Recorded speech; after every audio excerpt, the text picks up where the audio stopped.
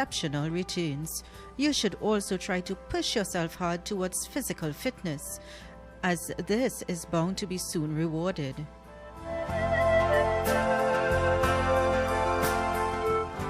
Cancer. Good earnings will come your way and help you enjoy your life. You are bound to find things to be moving forward on the professional side. It is a good time for you to experience a diet cleanse to help clean your spirit.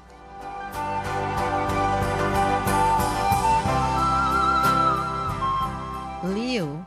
It will be more pleasure for you to work on the professional side as you begin to enjoy working with colleagues. You will also have enough to spend and save. Some may begin to take up a fitness regime. Since your family comes first for you, it is easy for them to take you for granted.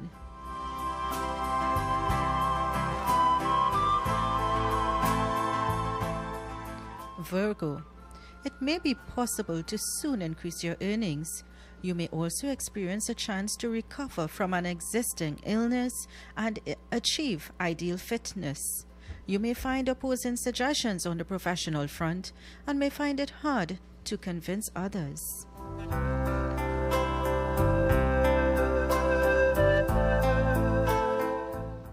Libra. This is an excellent opportunity for you to shift up your gears on the professional side and bring success towards you. You should also begin to budget your expenses, since it may be overwhelming to go overboard in spending sprees.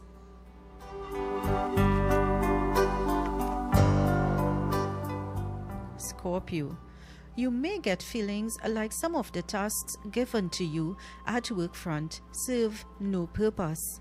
Also, it is possible that you may end up overspending on something you may be available for less price. You are also likely to lead a life of fitness by becoming more conscious of your health. It is possible to reset the home soon.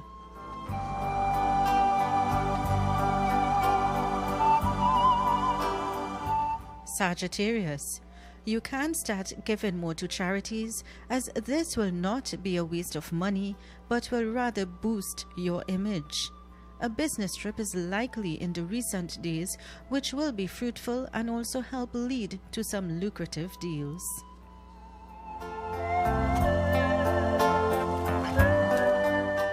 Capricorn.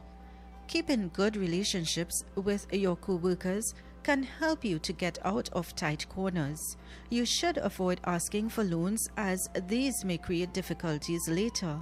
You should also make healthy foods and energy drinks a part of your diet and benefit.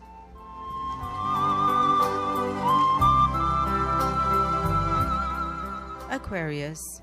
Whatever you may have planned professionally may begin to show success. Some promotion is likely, but may not come up immediately. Some old ailments may occur, but will pass soon, so be sure to take care of your health.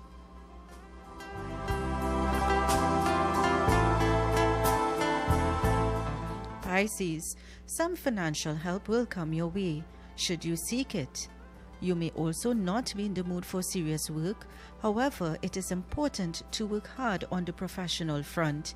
Your expectations from the family may be overcome by a negative response.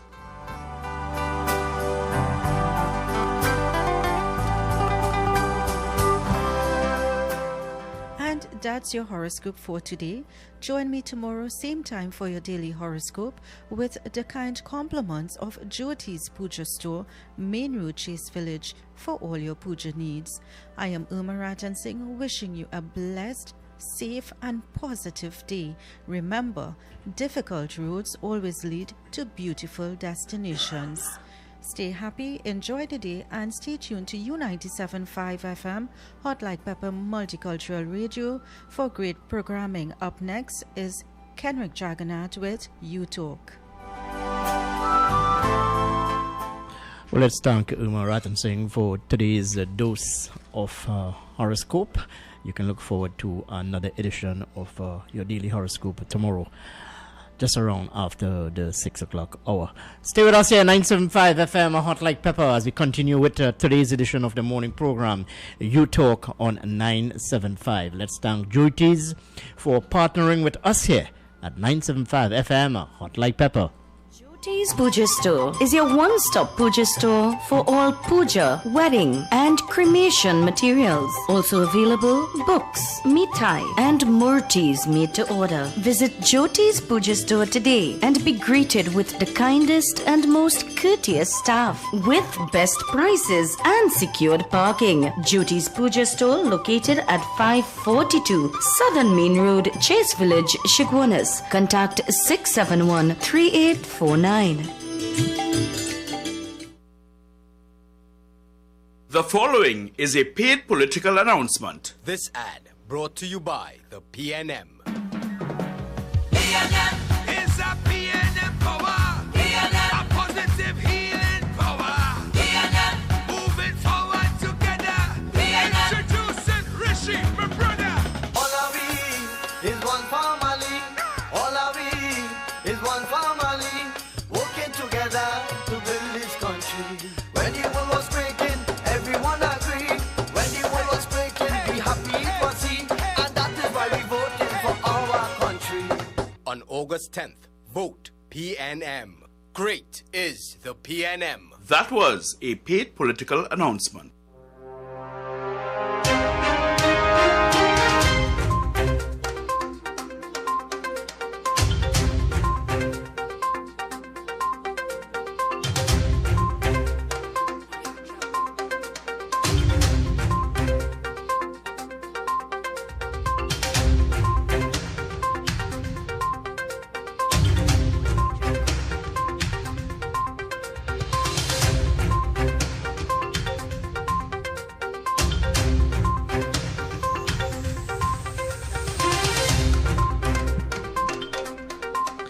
Indeed, and a very good morning in Trinidad and Tobago, and thank you very mumuch for choosing 97.5 FM Hot Like Pepper as your radio of choice. I am Kenrick Jaggernaut, and yes, both Nicole Duki and myself, we will be taking you until the hour of 9 this morning. Just let me remind you that we are broadcasting live from Couva in central Trinidad, the energy capital. And as I look out of our studio here in Couva, Exchange Lots to be exact, let me tell you it's a bit gloomy on the outside. And the Met Office did indicate that we can expect some showers today. So if you do have to venture outside, please walk with an umbrella. Note also too that the Met Office would have said that there's the presence of some Saharan dust in the air. And those of you who are suffering with any sort of respiratory challenges, well, then you need to take all the necessary precaution. To the motorists outside there, note that school is open. When I say school is open, that is for the SEA students, so please exercise some caution. There may be some traffic on the roadway. Ease your foot off the accelerator. Well, today it's a Tuesday, July 21st, 2020. And at this time, which is just about 20 minutes here past the hour of 6 o'clock, and that time check came to you through the kind courtesy of the Couva South candidate for the People's National Movement, Mr. Rajendra Rampasad. So let's take a look at what are some of the major stories as published in today's edition of the Newsday newspaper. Note that you can go outside there and purchase your copy of this publication. It is priced at only $3 and it's available at all leading newsstands throughout the country. The Newsday newspaper.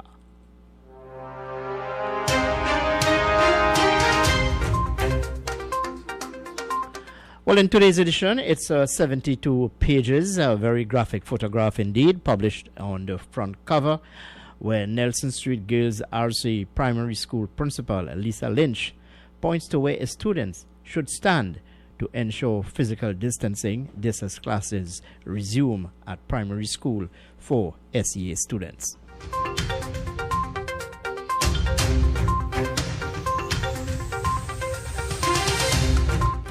All right, so the banner headline this morning on today's edition of the Newsday: Minister Top Cop warn campaign crowds, obey the law.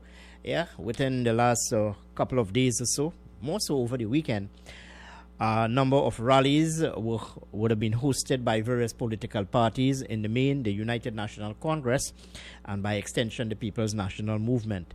And there were some challenges, of course, and the Commissioner of Police, Gary Griffith, is making, or rather is issuing some advice this morning. Obey the law.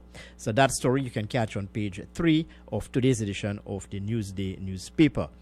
Returning SCA students ready for new normal. Yes. Let me share this paragraph with you. While the parents were apprehensive as schools reopen on Monday, Standard 5 students at a primary school in San Fernando seem ready to return to their classes under new COVID-19 guidelines. But despite all of the guidelines, there are challenges. One must anticipate there would be challenges, but we need to adhere to these guidelines. Physical distancing challenges at larger schools. Those stories on page 4 of today's edition of the Newsday newspaper. On page 5, fired minister finally speaks. Former sports minister Darrell Smith. Well, according to the story on page 5 of today's edition, you can read the details there. The fired minister finally speaks. Police solved 41 of 252 murders. Remember, sometime last week I called on the Commissioner of Police, Gary Griffith, to give us or share with us the detection rate, and of course the story today on today's newspaper, today's edition of the Newsday. Police solved 41 of 252 murders. Now, this is a big story. I have my opinion on this, but I will not share it with you. I will ask you to share your opinion on it after we do this Newsday feature. Commissioner of Police on live sport EMBD probes. More progress in last 6 months than last 6 years. And I wonder why. Let me read that headline again. More progress in last 6 months than the last 6 years. According to the story, the Trinidad and Tobago Police Service has made more progress on investigations into live sport and the estate management business development company in the last 6 months than it has in the last 6 years.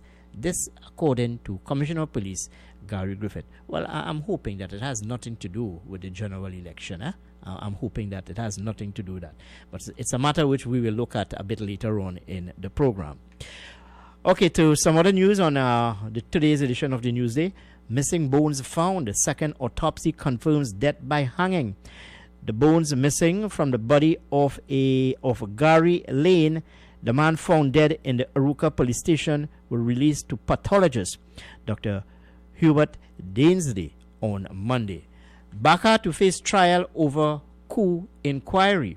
A trial date has been set for taking evidence in the criminal complaint against Jamaat al-Muslimin leader Yassin Abu Bakr for refusing to answer a summons before the Commission of Inquiry into the 1990 attempted coup. That story on page 7. Bars drop claim against minister, but hold on, they want the money. Judicial review proceedings by 316 barkeepers and operators and their association against Health Minister Terence Dial Singh over amended COVID-19 public health regulations were withdrawn on Monday. Like I said, you can get the details of these stories on page 7 of today's edition of the Newsday newspaper. Let's look at what is happening on the political front. Philip Alexander, PEP can form government. Interesting. The Progressive Empowerment Party is no small party, but a big party fielding enough candidates to win the August 10th general election. This from Philip Alexander, its political leader. Prime Minister Watson Duke running for UNC in Tobago. Well, Duke is rubbishing these claims being made by Prime Minister Dr. Keith Rowley. Well, it's all par for the course, It's the silly season. It's the election season. So you'll hear one set of claims, counter claims, a lot of political blows being fired from all different areas. Duke, it's a three-way fight for the Prime Minister. Watson Duke, political leader of the Progressive Democratic Patriots, once again denies accusation that he is an agent of the UNC, secretly working to capture the Tobago East seat and unite against the People's National Movement in the August 10th general election. As I said, those stories you can catch on page 9 rather of today's edition of the Newsday newspaper. And here, remember this man, Herbert Volney, former Justice Minister. Well, he is throwing his support behind the Independent Liberal Party candidate, that is Jack Warner. Yeah, he's throwing his support behind him. He said that he could win that seat for the ILP. Well, it will be quite interesting indeed. He's also looking into his crystal ball and saying that Rushton Parry will win the Mearo seat. Well, we'll see about that. And St. Joseph candidate for the People's National Movement, Terence Dialsing, he's expecting Terence Dialsing to retain the St. Joseph seat. Kamla Prasad Bisesa, what's wrong with giving youth jobs? That story on page 11, and PNM's Cummings in Peace Walk. Those are about some of the political stories as published in today's edition of the Newsday newspaper. Now let's go into some sporting news now. Well, it must be a huge disappointment for sporting fans, more so cricket fans. Yeah, me, I was thoroughly disappointed over the West Indies' failure to actually draw that second test against England. Well, they would have lost the game. Yes, people, they would have lost the game. The 3-match series is now tied at 1-1. And to this end, one of the headlines on the back page of today's edition of the Newsday, Khan disappointed in Windies' defeat at Old Trafford. Remember, I spoke to Umar Khan last week. Those of you who would have listened to the program, I would have spoken to Umar Khan, former Trinidad and Tobago and West Indies cricket team manager. Well, he is very disappointed with the West Indies' 113-run defeat to host England in the second test at Old Trafford in Manchester yesterday. When I spoke to Mr. Khan, he said, or rather, he would have said that the West Indies will walk away with this series. Well, disappointed indeed. West Indies would have lost that game. They go into the third and final test at 1-1.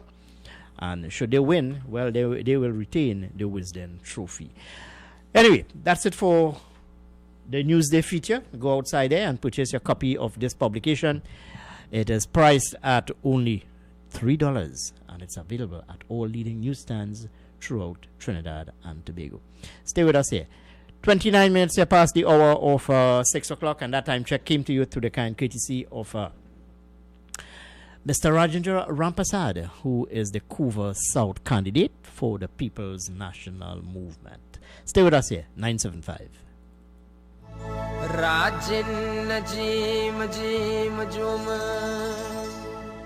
Hello, I am Rajendra Rampasad, your PNM candidate for Couva South. I ask for your support to take Couva South into government and to improve the quality of life for all of us. I have specific plans to create jobs, to improve agriculture, to revive Point Lisas, and to develop our infrastructure, also to enhance security. As a person born in Dow Village, California, and started my education at Esperanza Presbyterian School, I want to use my years as a successful businessman and a resident of Couva South to partner with you to make our communities better. I ask for your vote on August the 10th. Vote Rajendra Rampasad, the right choice for a better Couva South. Vote PNM.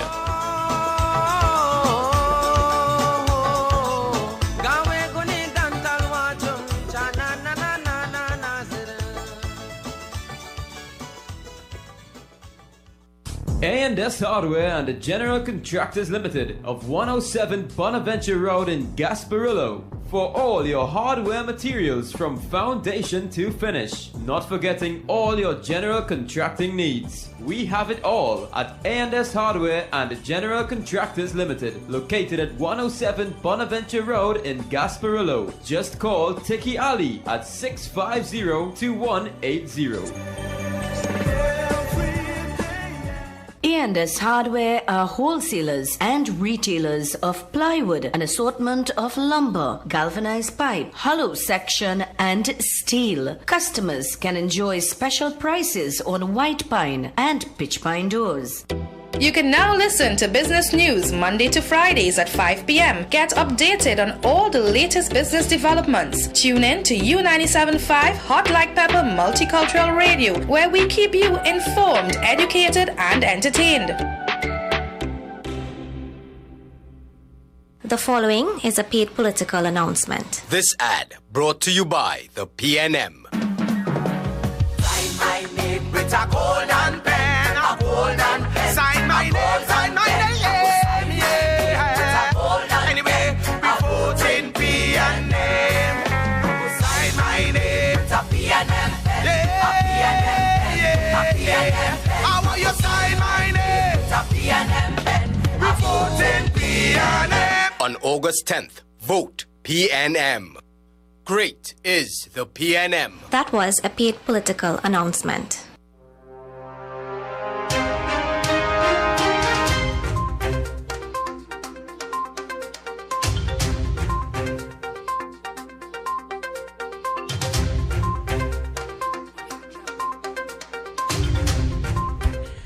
Yes, indeed.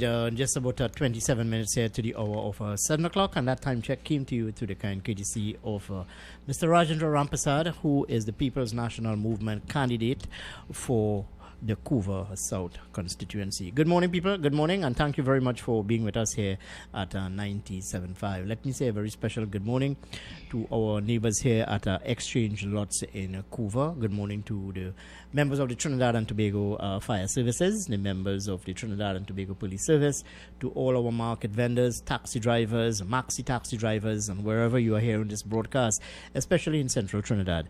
Good morning and welcome to today's edition of the morning program. I am Kenrick Juggernaut, and sitting alongside me this morning is Nicole Duque, and we will be taking you until the hour of 9 this morning as we look at the issues of the day, the challenges facing us here in Trinidad and Tobago, and also keep you up to speed as to what is happening on the political front. So let me say a very special good morning to Nicole this morning. Good morning, Nicole. You look very lovely this morning. Thank you very much. I know you're coming all the way from the East-West corridor, and it must be quite a challenge to be in the studio here in Couva on mornings. Well, it's, as I said, it comes with the environment. But very much good so. morning. Good morning. Good morning to you, Kenrick. Good morning to our listeners on U97.5, and good morning to our viewers on YouTube.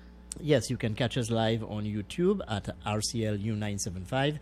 You can also WhatsApp us at 378-4975, and the numbers to get into our conversation. Those numbers are 636-7547 and 227-5739. Just to add to our conversation, Nicole, a bit later on, just after the 7 o'clock hour, I'll be hosting Minister of Agriculture, Clarence Rambarat. Right. He is the PNM's candidate for the constituency of Shogunas East. I'm going to engage him in discussion this morning. Well, we have some callers here on the line already. And after 8, we'll be engaging the candidate, the United National Congress candidate for Laventille East, Amova, Kareem Baird. All right, so that should be very interesting indeed. Yes, I'm sorry to have missed your call, my friends, but you need to call us back, 636-7547, 227-5739. But before we take your calls this morning and we get into the meat of our conversation, there are a number of issues which I want to touch on. I find it very, very interesting indeed that you have all of these matters now coming to the fore 3 weeks before a general election. These matters I will talk about a bit later on. Hello, good morning.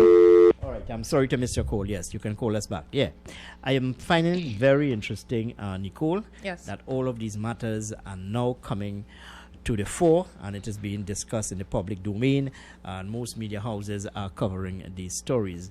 Now, this is 5 years ongoing, EMBD and Yes. Live Sport probe. It is now that we are hearing about these things, and I wonder why.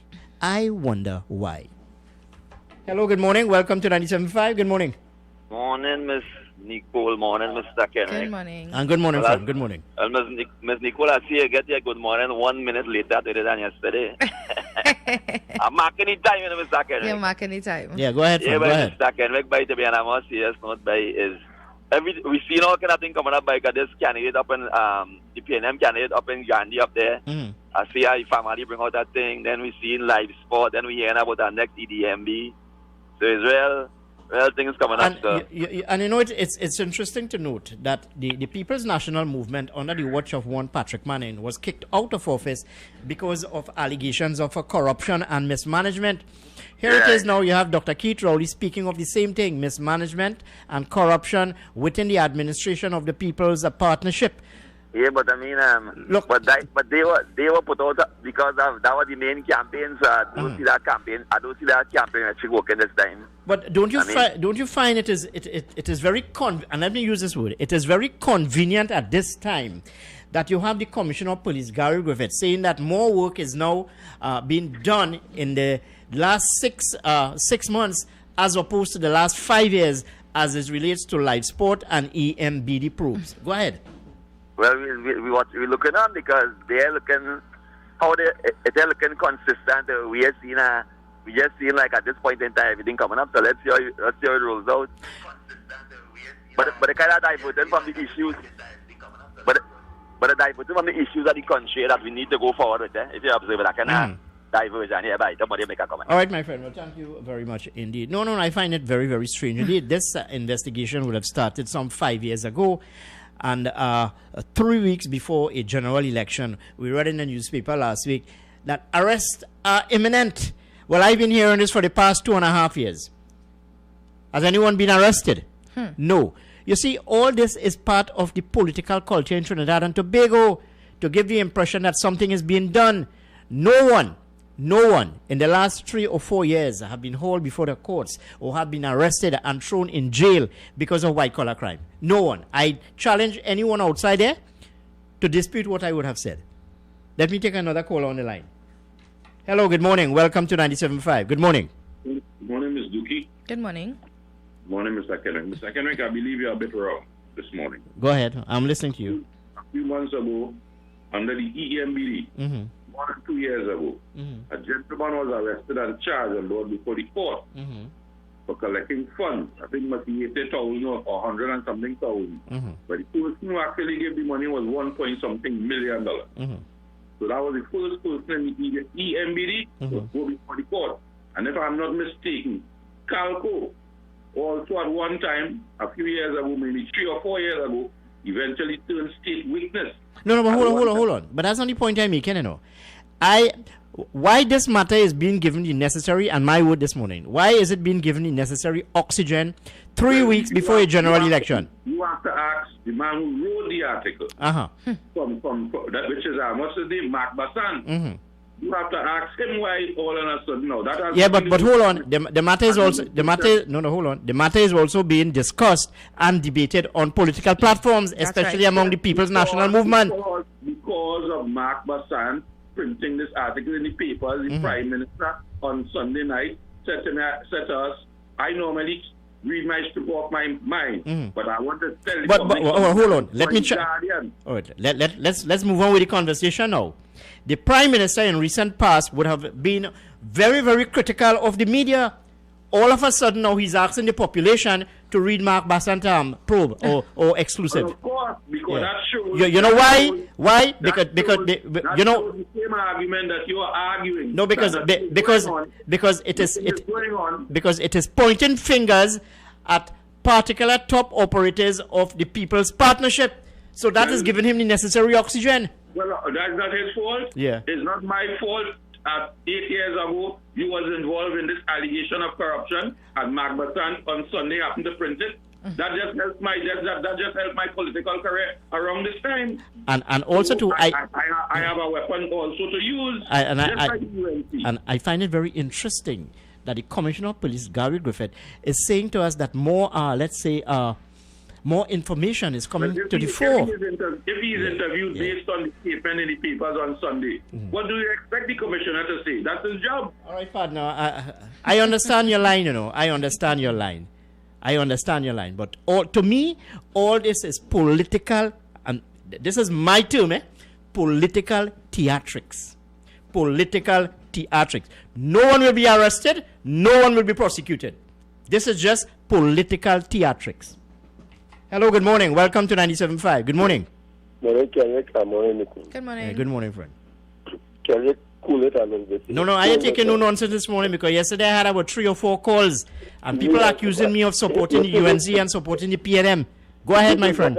They were saying that them articles that you see now on the papers should not be there.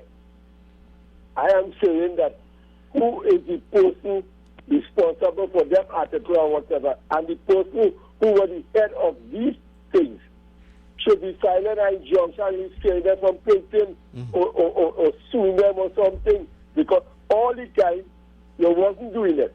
All coming up to the election now you're doing it. Now you're getting information and now you're doing this, and all this other battering going on the road. No, file an injunction, restrain them, and take them to court for printing that, because nobody else saying anything about you yet. You don't get locked up, you don't get charged, you don't get nothing. What kind of application can you do with it? And I can't go through that. Although maybe I know a little bit, but I'm not going through that because it's looking like artificial to me. But if you have charged somebody and then you put certain thing going on, you might have looked good. But you charge nobody, so the people that who head this organization should be going behind them this morning, like Batat and the Guardian and them, and suing them or filing an injunction, restraining them, and let me see what will happen over there later. All right, friend. Well, thank you very much for your contribution. Well, Kenrick, I'm seeing here that the Director of Public Prosecutions indicated that the police service would have had to do some more work in order before any charges could be laid in the matter. Well, so this is the latest development coming out of the this story. All right, let me remind the listening audience of what Commissioner of Police Gary Griffith would have said. The fact of the matter, and I'm quoting from a newspaper report, the fact of the matter is a lot of the information I've seen reported has been made public. Live Sport and EMBD inquiries have been going on for about 6 years. Yes. 6 years, eh? So I think everyone has been aware of the actions, the statements that were made, that were from the two, talking about the story and so on. No, I find it very convenient that these matters can now be debated and it's on the public domain. Very interesting indeed. 3 weeks before a general election. You'll hear all sorts of stories. Political gymnastic, political theatrics. Who vexed with me, laws? That's how I see it. That's how I see it. You know, many years ago, Nicole, I would have been a very small boy indeed, where former father of the nation, Dr. Eric Williams, would have burned a copy of the Guardian newspaper in Woodford Square and referred to it as the Jamet of St. Vincent Street. St. Vincent Street. Anyway, so let's move on to our conversation. You can call us this morning, 636-7547, 227-5739. Well, yesterday, over 19,000 students, Nicole, would have journeyed back to their various schools under certain circumstances, guidelines and challenges and whatnot. And I spoke to a teacher yesterday attached to one of the primary schools in South Trinidad, and a principal, of course, and she said that things went quite smoothly indeed. Yes. There were some little hiccups and so on. Of course, there'll be hiccups. Nothing is perfect. Like the non-availability of hand sanitizers and whatnot. And there would have been some challenges. Some parents would have been quite apprehensive indeed. Yes. Some were a bit reluctant to, Nicole, to even allow their children to enter into the school. Yes. But I'm hoping that good sense can prevail. I'm trying to understand. You said non-availability of hand sanitizers. Yeah. And if I recall reading a media release from the Ministry of Education, they would have indicated the distribution of hand sanitizers. Unless it has not, the hand sanitizers have not reached. Yeah. Yes. No, look, let's be fair to the Ministry of Health and so on, right? And by extension, all these government agencies. They would have, issued or rather been in a position to issue these hand sanitizers. But it's the people responsible for the distribution of it. Well, they can... Yes. They would have some challenges, so to speak, of course. Anyway, so, and then the health minister on bar restrictions. Yesterday, I would have looked on at that press conference. And nothing of essence really came out of it, in my humble opinion. Nothing of essence came out of it. It's nothing that you have not heard before. Yeah. Yes. But the minister, again, repeated his call on bar owners to be responsible. Yes. He issued some advice to... make a last call at around 9:30, 9:15 around there, issue a last call. I mean, I mean, it is not responsible for a patron to order a drink at 5 to 10, 5 minutes to 10, or order some food at 5 to 10. With the hope that you can stay the extra time. Yes. Bars will be closed at 10 o'clock, and Commissioner of Police Gary Griffith said that he will prosecute those people who are guilty of not adhering to the guidelines. But I think that given the experience that these bar owners and operators would have had, I think that they would take every step necessary to ensure that they adhere to the rules and regulations, the public health rules and regulations. But Nicole, like yourself, I visit various watering holes, and I find it very difficult to fathom the rationale in restricting bar owners from opening until 10. I couldn't understand that at all. I couldn't understand that. Remember, they reduced it from 10, they went to 8. Yes. So what you're telling me, people will be on a good behavior from 8 to 10? I mean, it's ridiculous indeed. So, and more so, and this is what I want to applaud. What's the guy name again? Teron what?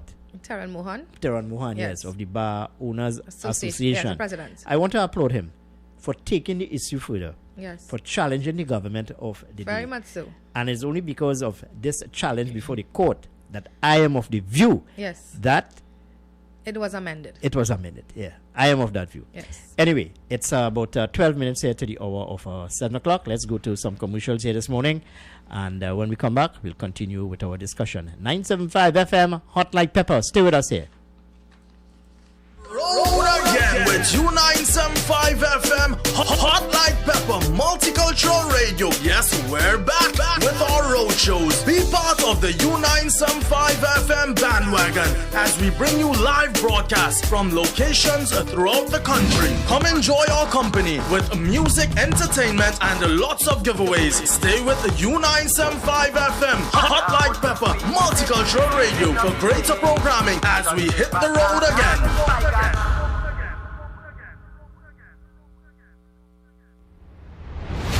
U97.5 FM, Hot Like Pepper, Multicultural Radio will be bringing you coverage of Election Day 2020. Look out for live capsule reports throughout the day as you make your way to the polls. Then you can join our live panel discussion from 8 p.m. as we bring to you the election results. Exclusive on U97.5 FM.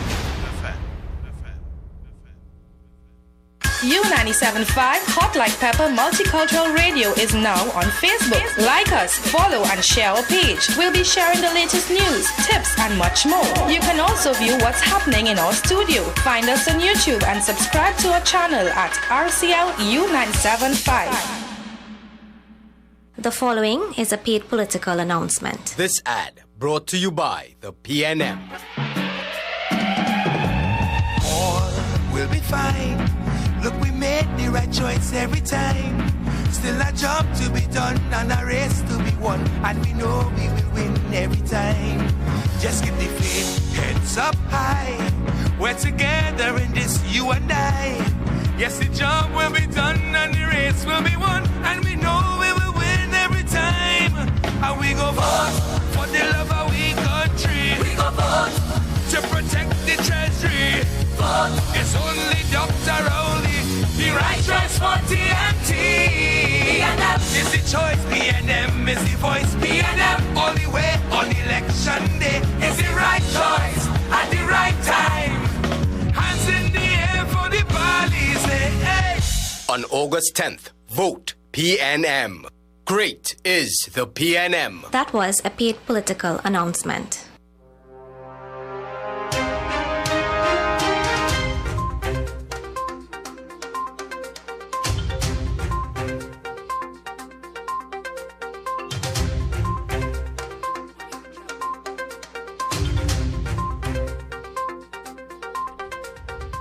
Yes, indeed, and welcome back to 975 FM, Hot Like Pepper. Just about 9 minutes here to the hour of 7 o'clock.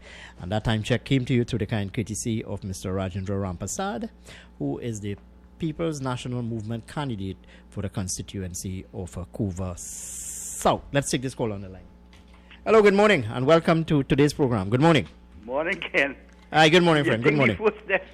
You feel the first test was a fluke, but well, remember I told you when you called and we started talking about cricket, I told you one sparrow does not a summer make. Remember Right. that? Yeah. And remember, I told you too that although I don't think it was a hollow victory by the West Indies, you see, I enjoy talking cricket. You see, that's Because- why the management, when they, sorry for cutting you, but Yeah. when the management and West Indies one game in 10, we turn the corner. What are you fooling people for? Another two, one has to take into consideration that two of the most influential players from the England team did not participate in that first test. In the first test, yeah. I'm talking here about Joe Root and Stuart Broad. Yeah. And in my humble And opinion, look what Broad do. right, they would have made the difference in that second test. Yep. You understand? Yeah, but so, cricket is cricket. It's a funny game. Yeah. But I don't know what this, how let's call it, this happy hour thing that it have. Uh-huh. Only have a test, a few hours, because tea go on already. Mhm. Only has 6 wickets sit down there and one recognized batsman in the wicket. And that's how all you out. and mind you, You had the- this Brooks fella go on and batting like he be batting at 50 over. and mind you, the third day was completely washed out. Yeah. So we have to take into consideration that this game would have finished in 4 days.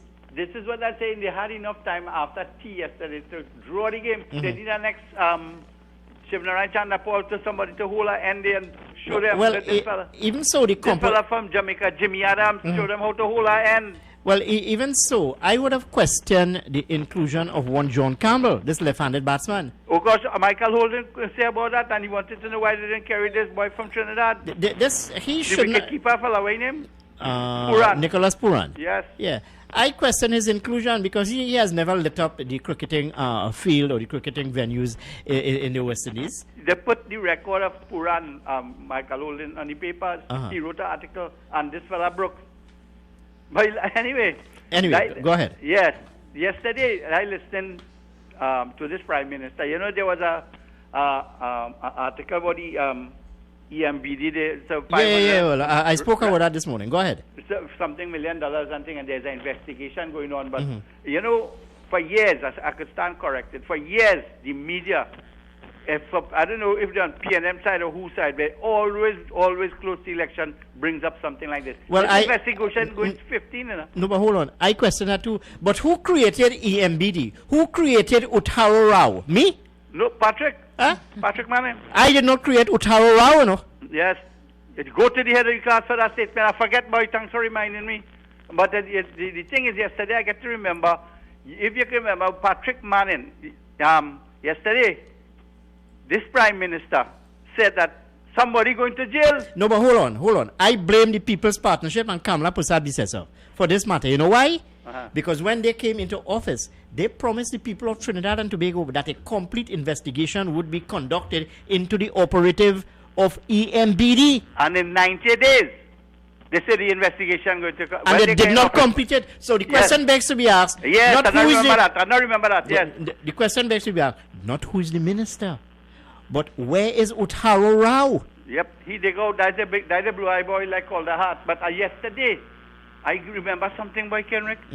This Prime Minister stand up on a platform and say, somebody going to jail for this thing. Well, I hear so that. I remember Patrick Manning in Parliament with the CJ Sharma, when he said in Parliament, you're going to jail, and Israel Khan and Daly and the media, the law association pick him up and say, you are not a judge, you can't say things like that. Friend, you're Prime Minister. Friend, today is the 21st of July. Uh-huh. Election is just about 3 weeks away.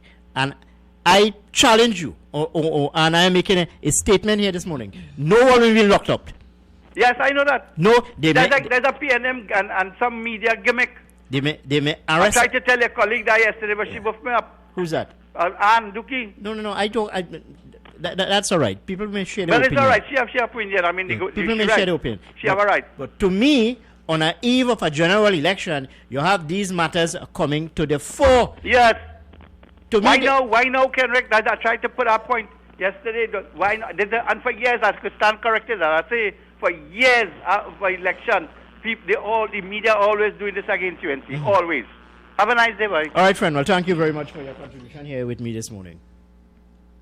Well, Kenrick, even I was questioning the timeliness of these stories, because when I saw it on Sunday, I was like, Interesting. Just imagine. Interesting. Yes. On the eve of a general election. Yes. Yeah? But I mean, the DPP says the police still has a lot of work to do, and let's just see what will happen. All right. Let's take this call on the line.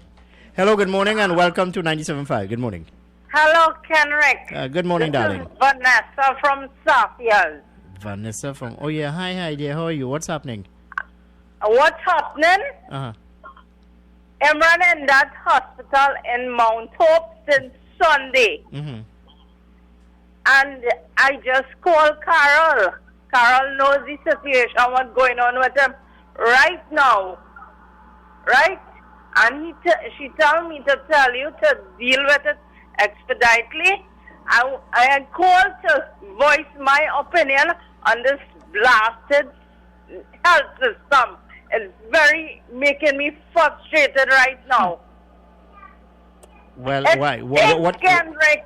But no. I know that you are very emotional and you're talking here about your husband. But what are some of the problems that you and him are facing in terms of getting health care? Tell me. I don't know. I don't know of the situation. And he taken with a pain, and I rush him to Cuba. Mm-hmm. Right? They couldn't determine what caused the pain. Now he went up to Mount Hope. Now they diagnosed that he have a serious cardiac complaint. Mm-hmm. He had surgery 2 years ago, Kenrick. And you know that? Yeah, well, I know your husband pretty well, but I don't know of his situation, his health. Yes, I don't he know had of it. 2 years ago, he had open heart surgery under this very same government. The treatment was okay, right? But when he gets pain after, when he go up there, right? This is the worst. He is sleeping on 2 chairs right now. He haven't got a thing to eat since Sunday. And then they're doing a lot of tests on him and losing him on results. What kind of thing this coming to? All right. Well, I know that you are very emotional about this, but I'll try to get in touch with you a bit later on, and I can get some more information and maybe probably make a call and find out exactly what is the situation with your husband. I know that you are very emotional about it, but my prayers and our thoughts are with you and your husband at this time. Note, Nicole, that this young woman, she's an associate of ours here at 975 many years ago. I know her husband well, and I know her well, and I know of some of the challenges that they are facing. Yes. But she's claiming that poor health service. And that is something that we have been facing for so many years. You know, even with the opening of so many new hospitals, we have Arima open recently, we have Point Fortin open, and yet we still face these problems. And it's so sad. When she was talking, I was thinking about it, and I'm saying, okay, so just imagine our healthcare system is like this, and then yet still we have persons lobbying to have our nationals return home who may test positive for COVID-19, and that's the other issue that we have to look at as well. Well, last night I took the time off, Nicole, to listen to Kamala Prasad-Bissessar, the opposition leader, and while she was speaking, I'm asking myself the question, and Madam, put these people where? Put these people where? And again, you go back to the reference of you bringing over 250 or 300 non-nationals to play cricket for the Caribbean Premier League. We would have exhausted that argument. Yes. We would have exhausted that. The Prime Minister would have give his reasons for doing such. So put that aside. But when you continue to keep this matter on the front burner about returning nationals and so on, and put them where? Put these people where? Explain to me, where are you? And Kamala Prasad-Bissessar last night said that, okay, hear what? We have a plan. We have a plan. We're still waiting to hear what are the plans are. And then she is accusing the People's National Movement Administration of not having a plan. Anyway, we have some callers coming through, but we need to take this 7 o'clock newscast. When we come back, we'll continue with our discussion right here, 975 FM, Hot Like Pepper. Stay with us. Time has come. New 97.5. Make it your choice. Something for everyone.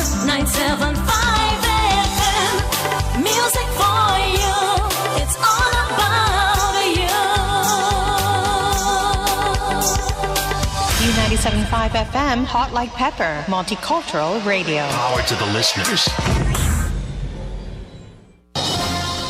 It is now time for Major News to the Hour, brought to you by Crystal Beverages Company, Super Quality Supermarket, Sheikh Elisha Limited, and the Trinidad and Tobago News Day.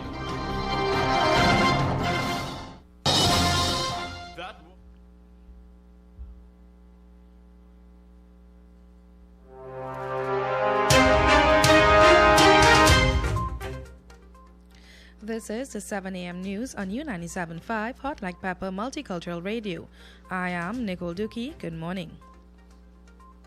Health Minister Terence Dial Singh said there are still thousands of requests from nationals who want to return home. However, he explained why it is being done on a phased basis. The minister was speaking at yesterday's media briefing. We have to assume, one, that a certain percentage of that 10,000 will in fact turn positive. It means you'll have to empty out. The minister made reference to the cruise ship experience earlier this year as an example. On the Costa Favolosa, 71% of those persons turned positive. If you bring back 10,000 persons and 71% turn positive, that's 7,000 positive cases. What are we going to do with them? Minister Dial Singh insisted that our country's healthcare system will not be able to manage a large number of positive cases. It means you'll have to empty out your hospitals, send everybody home, crash your public health system, crash the parallel system. So it's not as easy to say there are X number of people outside there and create X number of quarantine beds. In some other news, the Joint Trade Union Movement has demanded that discussions on outstanding negotiations begin immediately. In a media release, JTUM said the issues have been raised through a letter to the Finance Minister as far back as November 2019. It noted that negotiations are for workers represented by 12 unions, including TUTA, OWTU, and BEGU. The umbrella union accused the government of disrespecting workers by not responding to its letters and saying how it intends to settle the negotiations.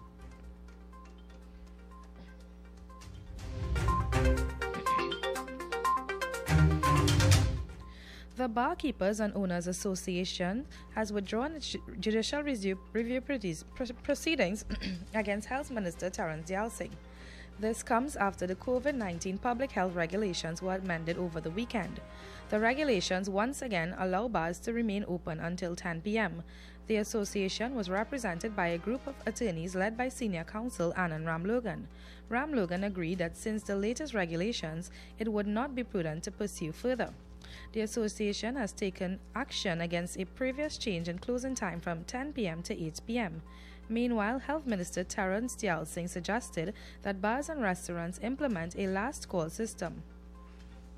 The reason for doing this, in talking with the Minister of National Security, who will be in contact with the Commissioner of Police, is that we would like these eating establishments and bars to be empty of patrons by 10 p.m.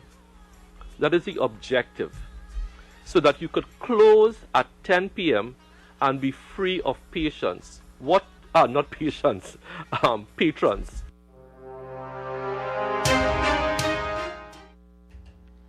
The Water and Sewage Authority said it is looking into the water situation in the Princestown area.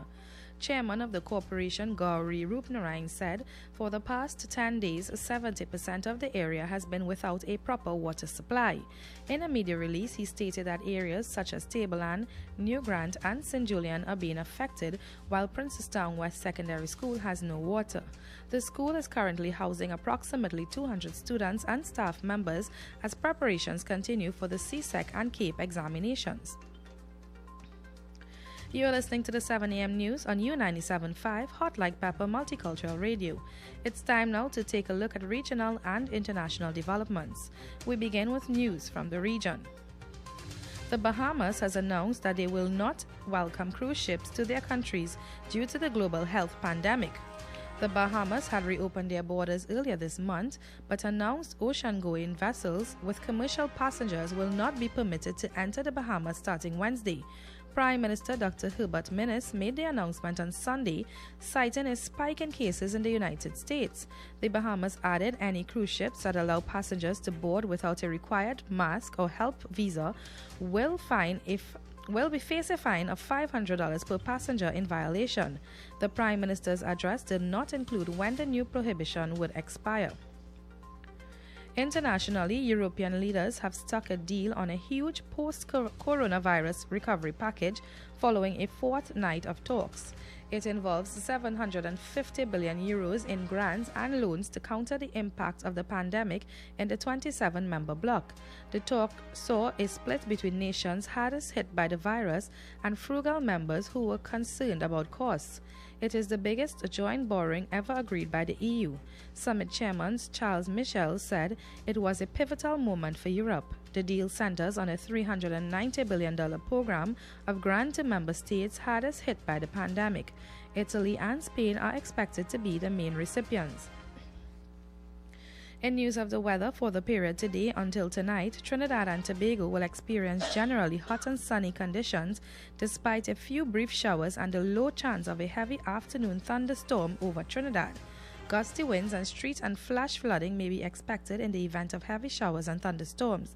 Seas are slight to moderate with waves up to 1.5 meters in open waters and near calm in sheltered areas. The current temperature is 27 degrees Celsius. And this brings us to the end of the 7 a.m. newscast on U97.5 Hot Like Pepper Multicultural Radio. Stay tuned for another newscast at 8 a.m. I am Nicole Dookie. Good morning.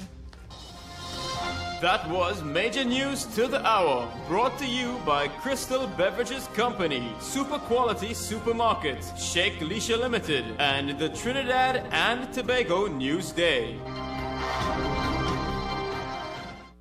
A&S Hardware and the General Contractors Limited of 107 Bonaventure Road in Gasparillo. For all your hardware materials from foundation to finish. Not forgetting all your general contracting needs. We have it all at A&S Hardware and the General Contractors Limited, located at 107 Bonaventure Road in Gasparillo. Just call Tiki Ali at 650-2180. A&S Hardware are wholesalers and retailers of plywood, an assortment of lumber, galvanized pipe, hollow section, and steel. Customers can enjoy special prices on white pine and pitch pine doors. Attention all bakers, doubles vendors and roti makers. Try our high quality unbleached bromate free all-purpose and baker's flour. Low price and conveniently packaged in 2 pounds, 2 kg, 10 kg and 25 kg bags. For wholesale and retail prices, contact Shiklisha Limited 665-3336 or visit us at Warrenville, Canupia. Shiklisha Limited, quality you can trust. For quality items, visit Super Quality Supermarket of Endeavour Road, Chaguanas, and Trin City Industrial Estate in Trin City, as well as Quality Cash and Carry Supermarket, Cuba Car Park, for all your grocery items, liquor, fresh fruits, and vegetables, not forgetting their bed and bath section, and kitchen appliances for your home. With so many items to choose from, take advantage of our great prices and discounts at any of our 3 locations, Trin City Industrial Estate in Trin City, Endeavour Road, Chaguanas, and Cuba. For quality items, Super Quality Supermarket and Quality Cash and Carry Supermarket.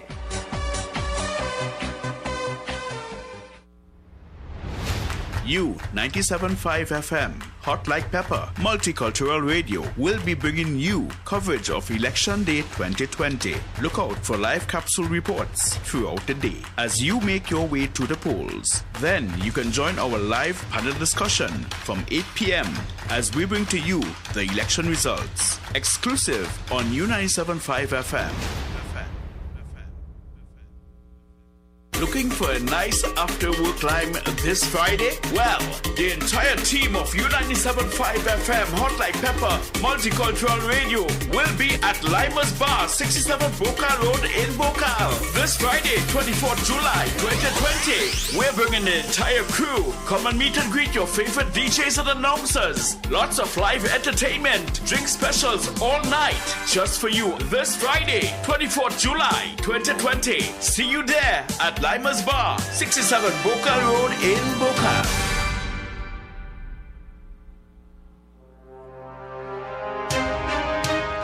Yes, indeed, and welcome back to 975 FM Hot Like Pepper. Well, we describe ourselves as the election headquarters, that is 975, and for the past couple of weeks or so, I've been having a number of conversations with some of the candidates who are contesting the 2020 general election. And this morning, sharing the line with me is Minister of Agriculture, Clarence Rambarat. Remember, Clarence Rambarat is fighting or contesting the Shogunas East seat for the People's National Movement. Let's take him live on air. Good morning, Minister, and thanks for taking our call this morning. Thank you very much. Good morning, and good morning, Trinidad and Tobago. Very nice to be here. All right. Well, good morning to you, Minister.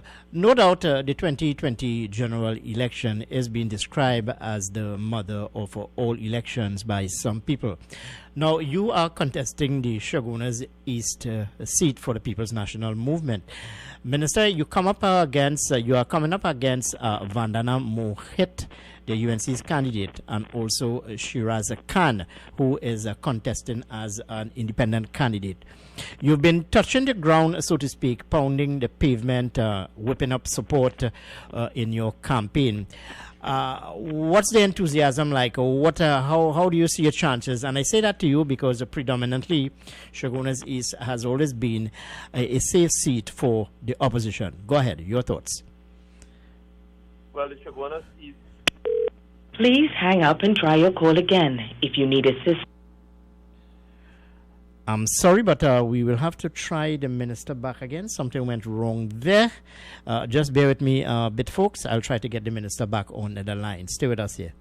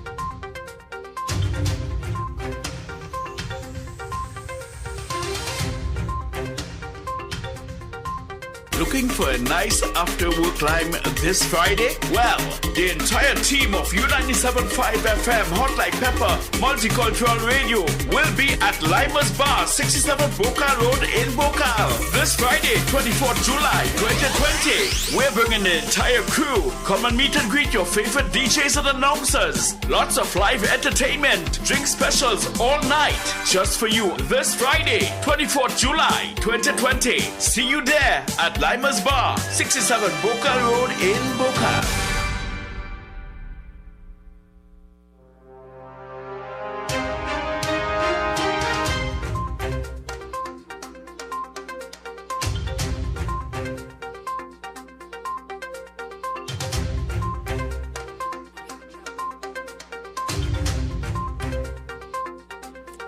Well, my apologies. I don't know what went wrong there a minute ago. I had the minister live on air, and then the phone just cut off. The minister was prepared to answer the question which I posed to him, but I promise you I'll try to get the minister back on the program before the day is through. I have my colleague here working on the situation, so as soon as we get Minister Clarence Rambarat back on the line, we'll continue our discussion with him here, right here on 975. Note that Clarence Rambarat, Minister of Agriculture, will be contesting the Shogunas East seat for the People's National Movement. He will be coming up against Shiraz Khan, an independent candidate, and Vandana Mohit, who is the UNC's candidate for that constituency. My apologies, no fault of mine here at 975. I'm just trying to give most of these candidates an opportunity to share their thoughts and to share their views with us as to how or if or when they win the particular seat, how they are prepared to move the constituency forwards, what are their plans, what are their goals to improve the constituency. That's our objective here, of course, on 975. So let's continue with our program. Yes. Now, Jack Warner is telling Dr. Keith Rowley, try again on a $177 million corruption allegation. As I said to you before, I find it very strange that all of these matters are now coming to the fore. Let me read. Yeah. Okay, let me just take a short commercial break here. I do apologize for this, but we'll be back just after this. You, 97.5 FM, Hot Like Pepper, Multicultural Radio, will be bringing you coverage of Election Day 2020. Look out for live capsule reports throughout the day as you make your way to the polls. Then you can join our live panel discussion from 8 p.m. as we bring to you the election results. Exclusive on U97.5 FM. Looking for a nice after-work lime this Friday? Well, the entire team of U97.5 FM Hot Like Pepper Multicultural Radio will be at Lima's Bar, 67 Bokal Road in Bokal. This Friday, 24th July 2020. We're bringing the entire crew. Come and meet and greet your favorite DJs and announcers. Lots of live entertainment, drink specials all night. Just for you this Friday, 24th July 2020. See you there at Lima's Bar, 67 Bokal Road in Bokal. Well, I have the minister back on the line with me this morning. We do apologize for that, Minister, but you know how these things are sometimes. Thank you very much for staying on the line with us. Yes, no problem. I was about to say that the Shogunas East seat was created in time for the 2007 election. You know, the PNM won that. Yes.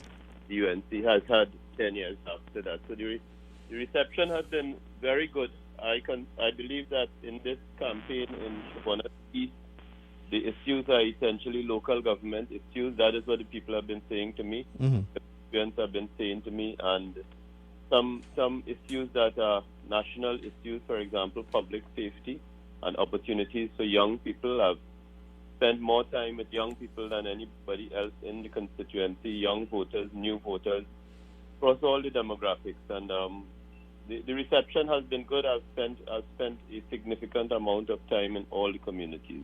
Well, I met you on Sunday, Minister, and we spoke briefly, and I mentioned to you that residents in the area have complained about infrastructure, especially in terms of garbage collection, the cleaning of drains, and what have you, and more than that, to the issue of crime. What are your plans to improve the constituency with these two matters if you win the 2020 general election for that seat for the PNM? What are your plans?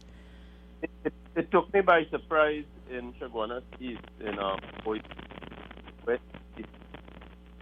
election, but outside of that, in Lange Park in particular, you know, a modern built-up where you have piles and piles of garbage bags by the roadside, but falling back into the drain.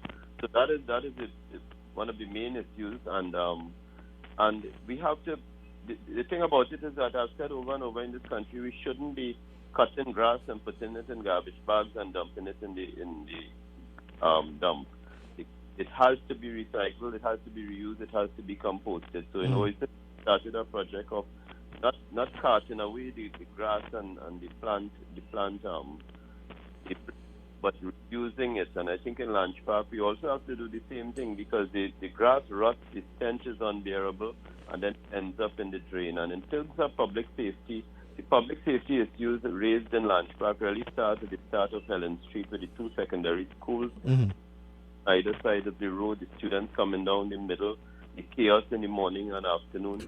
I've talked to traffic management. This is an issue that is about 20-25 years old. It has to be solved, and in addition to the schools, just the various areas in which the traffic is clogged, the traffic doesn't move because of the need to review the flow, to maybe in some cases turn some of those streets into one-way streets at certain times of the day, and schools in particular. And I've been talking to traffic management, something that we have to look at very closely. Of course, on some of the streets, the issue of humps and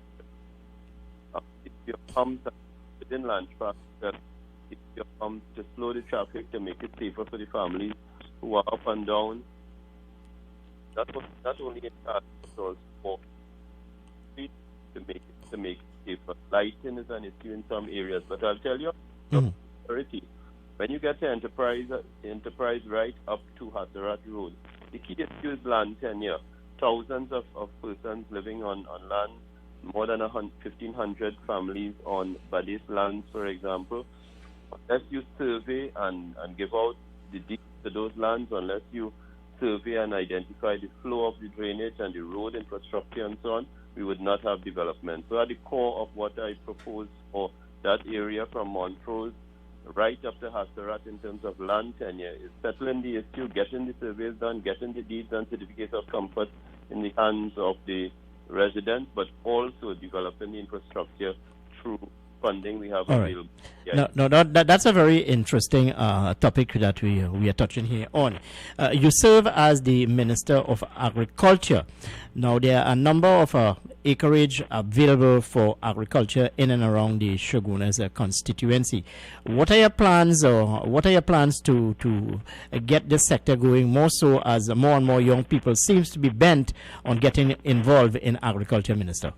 Well, I see Shogunas East is not the constituency where you have vast acreages. We do have large acreages available across the country who require that and or get into agriculture. In Shogunas East, I was really struck since last year about, I think, more than 60% of homes in Shogunas East have some food planted. A lot of gardens. Voices struck me as the home garden HEC development across the country. So the immediate thing for me is to continue to encourage and support home gardening in the constituency, and home gardening not just for your personal consumption but for sale. I've spoken about NAMDEV who have agreed to introduce a farmers market in that area. Since about 18 months ago, we have those that were planned before that, but a farmer absorb some of the produce from home gardens. So we have the first step is home gardens, and encourage it and support it to identify smaller plots, and there are small. But as we do regularization on Badis land, Gordon Grant Estate, and the Bagan land, we will have green spaces that will be allocated for community gardens, individual gardens, not vast acreages, but enough to sustain a family and enough to have excess for sale. And those persons who require land for larger, we would look in surrounding areas to identify the land. All right. We're looking at some of the challenges facing the constituents of Shogunas East. No doubt, infrastructure, crime, traffic, gridlock. What are some of your short-term goals and long-term goals in addressing these burning issues? Well, the number one thing in terms of the action plan is to get the right leaders in there. We have 3 candidates on offer. This is not a job I'm going to go into and start to learn. It's a job, even I continue to learn, but this is Shogunas East requires strong, pure leaders. It needs an experienced hand. Fazal had the experience. My personal friend, he was a good MP. But I believe we have 3 persons on offer, and I represent the best blend of maturity, strength, experience, leadership. This is not a job that I'm going into to learn. This is something that I've been doing almost all my life. I know the constituency well. I have a lot of relatives in there, a lot of friends. Through my Caroni experience, I understand the community. This is a job that requires leadership. So that is the number one thing. The second thing is that I have in fact produced a plan for, based on what the constituents have said to me. It would be released later this week and would represent what they have been telling me that they need. So the second thing is a plan. You must have a plan, but not a plan that is pie in the sky. A plan that uses existing state resources to bring the development that the Chaguanas East needs. And the third thing is that we have the infrastructure issue, not only basic infrastructure as in drainage, not only basic infrastructure as in some of the sporting facilities, but we also have the need for a few elements of new facilities in Chaguanas East. And I have included that based on my discussion with the constituents, the upgrade of the existing infrastructure and new infrastructure that we need to build. All right, Minister, how confident are you of returning the seat to the People's National Movement? I am very confident. I believe across the constituency, people recognize one thing. This constituency needs an experienced hand, somebody who works hard, somebody who is on the job, but with constituents regardless of race, color, creed, or class. I think Chaguanas East understands what I'm offering. I understand constituents have a path forward, and I expect to on August 10th. All right. Taking away your ministerial portfolio, we're looking at the candidate itself, Clarence Rambarat, offering himself to the electorate. Why would I want to stain my fingers for you? When I say why, I'm just using it as the electorate. Why would you, or what would you impress upon the electorate to vote for you? Why Clarence Rambarat?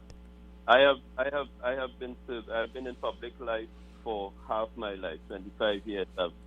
My practice is in the field of law, oil, gas, banking. I've worked in the state sector. I've worked abroad. I've now finished a 5-year term as minister and legislator.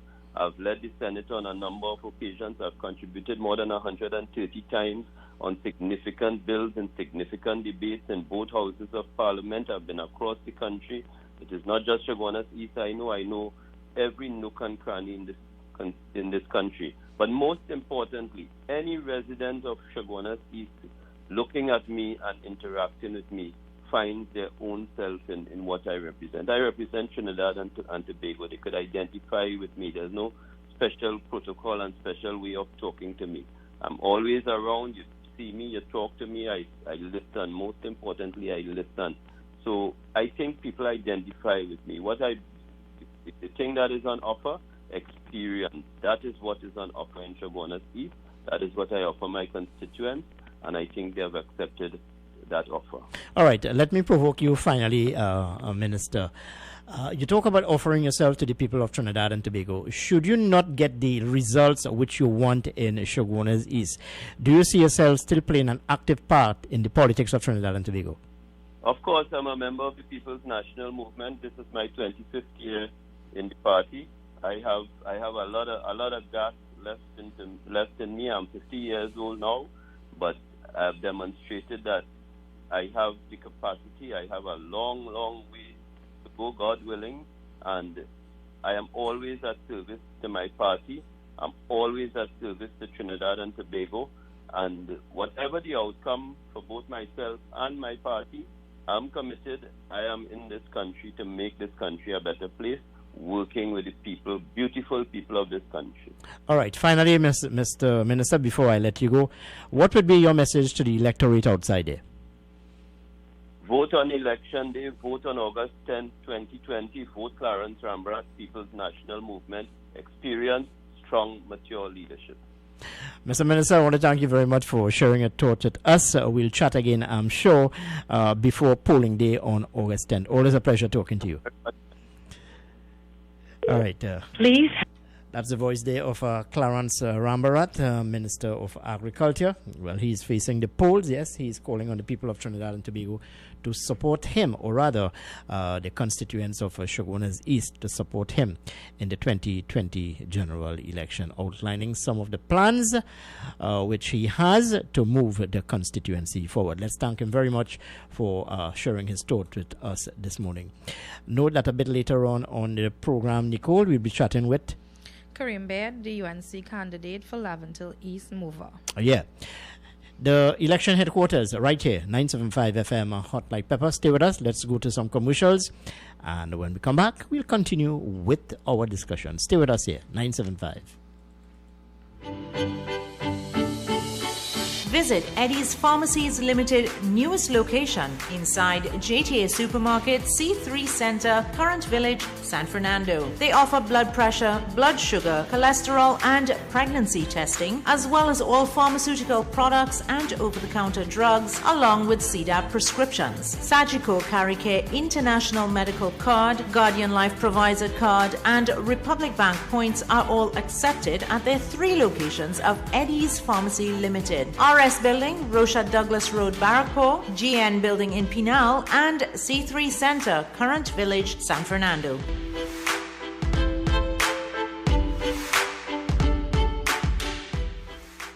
So guys, the party continues this Saturday. Yes, this Saturday, the Hot Like Pepper Reloaded continues from 8 to 12 noon. Sharon Baru alongside DJ Vishal, 12 noon to 3 p.m. The captain takes full flight. Yes, Captain Kendall Juggernaut from 12 noon to 3 p.m. From 3 to 7 p.m. DJ Anil is in with a Hot Like Pepper mix. And from 7 to 1 a.m. the man Corky D is in the building and will mix it up for you into the morning. Tune in, log on 975radio.com for the Hot Like Pepper Saturdays Reloaded. Let's talk Guyana. Join us as we share news and issues coming out of Guyana, Mondays to Fridays at 11 a.m. right here on U97.5 Hot Like Pepper Multicultural Radio. U97.5 FM, Hot Like Pepper, Multicultural Radio will be bringing you coverage of Election Day 2020. Look out for live capsule reports throughout the day as you make your way to the polls. Then you can join our live panel discussion from 8 p.m. as we bring to you the election results. Exclusive on U97.5 FM.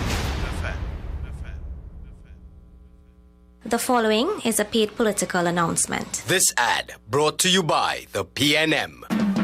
PNM is the choice, PNM is the voice, PNM all the way on election day is the right choice at the right time.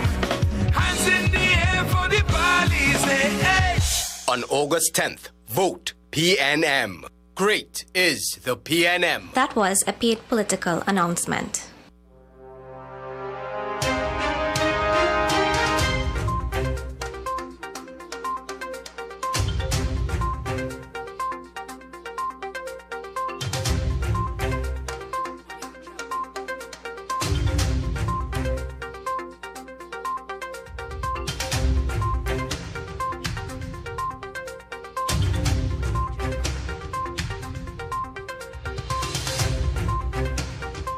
Yes, indeed, and welcome back to 975. We have some callers on the line.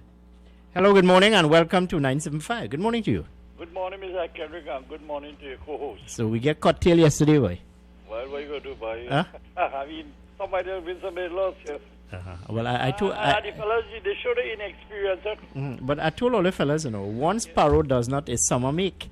Yeah. But I know that. But remember, we tried, eh? Yeah, we trying. All right, what's on your mind? What's on your mind now? One or two of the young fellas catching my eye, but the young opener fella, I'm a fan of him, but he's a bit slow, but he's going good. Oh, you're talking about Craig Braffett, yes? Yes. Yeah. I'll give him kudos. But when I called this morning, Kenrick, I appreciate we know it's election time, and but you know me, I say it up front. I ain't no fan of Gary Griffith. And when I hear yesterday he tried to play transport commissioner, I say he's the commissioner of police and you want to hog the work from the transport commissioner. No, don't. That is Nicole Duki's favorite person. Yeah, no, I agree, but I telling you, when you're trying to play transport commissioner, I have a big problem with that because you tell me Sunday you involve or you stop music truck. No, it have a procedure to go to have your equipment on a truck company, which you should be aware of. You in the business. No, but but hold on. But he did explain that even though you have the necessary documentation, if a police officer perceives you or makes a determination that something is untoward, he can stop you. Yeah. But the thing is, stop here and do it. Tell you, man, stop here and issue a damn ticket in the tail for violating something. All right. It's public safety here. It's public safety outside there, and I tell you, I said up front, I'm not a fan of him. No, hold on. My contention here this morning is all of these, let's say, matters now coming to the fore, matters which would have been under the carpet for the last 4 or 5 years. All these matters are now coming to the fore, and I question why. I question the timing of such. Well, when that gentleman get work to be the commissioner of police, this is what a citizen who know the dance about would have been concerned. How he could come and end up in that position, and we have a procedure where a man will join the police service and work his way up and reach the top cup. But lo and behold, we shortcut it and we get a gift here. But leave him as I know fan of him.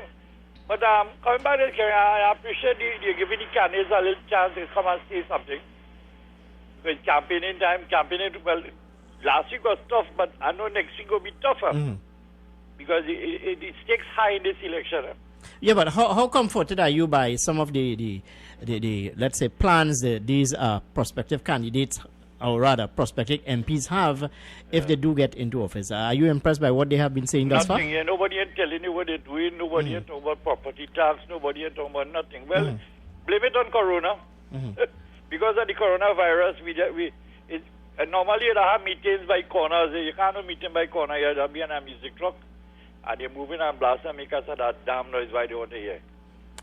All right, my friend. Well, thank you very much for your thoughts with me here this morning. Yeah, Nicole, we would have heard from the Minister of Agriculture, candidate Clarence Ramrat.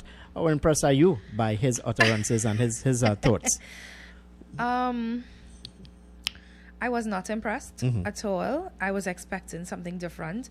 I mean, when you ask why should I cast my vote for you in Chaguanas East, and the only answer that I heard was experience. But experience really doesn't say anything. And the question should have been, what did you do in the last 5 years, to find out now, he did this, he did that. But then again, he was just the Minister of Agriculture. He wasn't the Member of Parliament. But under his tenure as Minister of Agriculture, we have been seeing and we have been hearing the issues that farmers were facing throughout. And if it is that you wanted to prove yourself, you should have brought something different. Bring a wow factor. I'm not impressed. Really not impressed. And given the fact that yesterday we interviewed his competitor, actually both of his competitors, and they both I really didn't listen to Shiraz Khan's interview because I was out of the studio. But when I listened to what he would have said and I compared to what Vandana would have said, they basically raised the same issues. So what about the other issues? The only thing that caught my attention was the issue of the land tenure. And I hope that he would actually work in the favor of the person so that they'll be able to get their deeds and all those different things. But again, Kenrick, no, I'm not impressed. No, I visit the Lange Park area community on a regular basis, and residents who know me would have often asked me to raise the issue of poor garbage collection, poor maintenance of the roadways and drains and what have you. Crime, there's an increase of criminal activity in the Lange Park area. Well, he did say there are public safety issues, right? And also about the traffic gridlock in the Lange Park area. But they both candidates, they raised the issues, but they didn't tell us how. How prepared are you to challenge issues? And that's the thing. And if you want my vote and you know the issues, tell me how. how you plan to address this situation. It's like the same thing, with the political leader of the United National Congress saying that, she has this plan. Okay, what are your plans? You need to tell us. So if you don't tell me, how am I supposed to know? Am I doing this by guess? No, this can't work. All right, so you can call us this morning, 636-7547-227-5739, or you can WhatsApp us at 378-4975. You're with the morning program, the most interactive morning program on the airwaves of Trinidad and Tobago, 975 FM, Hot Like Pepper, You Talk. Well, we've dealt with some of the major issues confronting the population here, and there's another matter which I want to raise this morning with you, Nicole, and the listening audience. Okay, let's take this call on the line. Hello, good morning. Welcome to 97.5. Good morning. Mr. Kenneth and Ms. Luki, I keep forgetting. Good morning. Well, before you call, you should write down her name on the palm of your hand. Yeah. There's two Lukis that I need to remember the both. Yeah. So you see, you can't label me a PNM or UNC here. Because I've been giving everybody an opportunity. People, yesterday afternoon, there was already targeted. There were 2 PNM people yesterday afternoon. Mm-hmm. They take a stand. The first Ms. Duki took a stand yesterday, or shared a view yesterday, and apparently the both of them was linked to the PNM. Mm-hmm. Yes. They linked us to the PNM, huh? It is a hell of a thing on this particular radio station. One minute we are linked to the PNM, 1 minute we are linked to the party. But that shows that we are unbiased. All right. On a lighter note, my friend. So, if I'm a PNM, is that a badge of dishonor? No. Hold on. I consider myself to be a PNM. And by extension, if I'm a UNC supporter, is that a badge of dishonor? No, of course not. Beautiful. Go ahead. No, but you see, there's a difference between, all right, I could understand for years, you tell me about Frank, O'Halloran and Privat, and I gave you Pandey. And after Pandey, I end up with Dupre, Carlos John, I end up with Danrad Singh, all right, and we get rid of that. And you come back and you give me Uttara Rao and Kondahat. But we have modernized, the citizens has grown, so we're looking for people to make a jail now. And we see they take this man who died to court, but he has no money to pay. He can't pay back, Malcolm Jones can't pay back that money, so we know that logically can't make sense. And at the end of the day, only people are going to be benefiting, going to be lawyers. But today, I see now, under the past administration, I see several people apparently appear to come before the court recently. So let's see if our morals and ethics has changed, because now all of a sudden they linked these two ladies yesterday because Ms. Duki have a particular point. Look, the same issue that we raised earlier on with Mark Bassan, this transpired under the service of the UNC. And people don't talk about it because it's before the court. But if it was the PNM, all now you're still hearing, up to this day, we're still hearing about Uttara Rao, we're still hearing about this one, but nobody would remind us about Danrad Singh. Nobody would look, Carlos. Even we have 2 men. Section 34 was created by Volney to free 2 individuals, and up to this day, I forget the 2 men in what place they make the jail and come out already, and we still have 2 men here. Fight. They don't even jump on a plane to go nowhere. Enjoy their morning. All right, my friend. Morning. Thank you very much for your contribution here with me this morning. You see, Nicole, the gentleman said that he's a supporter of the People's National Movement, and nothing is wrong with that. You are free to support whoever you can support you want whatever to support. political party you wish to. As I said, Yes. supporting any political party does not mean to say that's a badge of dishonor. You have That's that right to articulate the views of any political party, and hence the reason why us here at 97.5 we try to remain as independent as we can. Hello, good morning, welcome to 97.5. Good morning. Hello, good morning. And good morning to you, dear. That last caller, whenever he speaks, I like listening to him. Because I do like the PNM manifesto. And I'll tell you something, I read a lot about the PNM history because it was the only history to read about. And I enjoy listening to you, my friend. Oh, thank you so much, Kendrick. Yeah, go ahead. What I was going to say is this. When you read something and you really believe what you're reading, you expect to see it in your eyes. You don't expect to just have it in your mind. And sometimes we mind force us to think what we're seeing is what we've read. But the reality here, I don't know if I could catch what I'm saying. The reality here is there's a stark difference in what they're writing and what they're implementing in reality. And we've seen it in the broken system, in schools, in agriculture. Right now, if you are a farmer and you have a gun, they will shoot you and kill you for that gun. Because people are trying, there's a group of people in this country building up a collection of weapons. And all we're seeing is little cheap guns in the newspaper, a couple of bullets. I'm not seeing any big trove of guns. But what I'm going to say is the PNM have always known how to speak. They've always mastered the language of rhetoric. And that is all it is, words. Because when it comes down to the ground, they have systemically failed. And it bothers me when I listen to the Prime Minister speak to his real constituents, the ones who are poor, and he's trying to keep them in reign. He talks to them about the most basic, simple things, like access. Like let me use Jiggers for example. I always go back to that example because it stays in my mind. That is like unreal in 2020, and yet the Prime Minister pursues this path, and then. Instead of standing up for all women and saying, you know something, we've got to help women in this country. Yeah, we know we have them in parliament and they have jobs, but let us really implement sexual harassment in the workplace. Let me change how women are treated in schools and how young girls are treated, and protect the women in this country and raise good men. He participates and propels that perception that women should be targeted. All right, well, I hear you, and I get your sense of argument. You are saying what these politicians do, in essence, is just talk on the platform and give you hope. But in essence, you cannot taste it. You cannot feel it. They cannot deliver. Let's take this call on the line. Hello, good morning, and welcome to 97.5. Good morning. Good morning, Kenrick. Good morning, Ms. Dookie, and good morning, Trinidad. Good morning. You get a bit tired. He didn't want to. Hey, Kenrick, Kenrick, I really tired by doing this house right now. God, it's taking a lot of energy out of me, boy. But we're getting progress. Yeah, but you are the de facto representative for Davy. Well, and I said, I listened to the last words coming out of Clarence Rambara to the interview and yourself a little while ago, and he said, vote for Clarence Ramnarad. So I guess if you interview Dr. Munilal, he will say, well, vote for the lion. You know? You know, this is the most silliest time of the year every 5 years, because Christmas time, we say, this is the most wonderful time of the year, right? Yes. But in election year, this is the most silliest time of the year.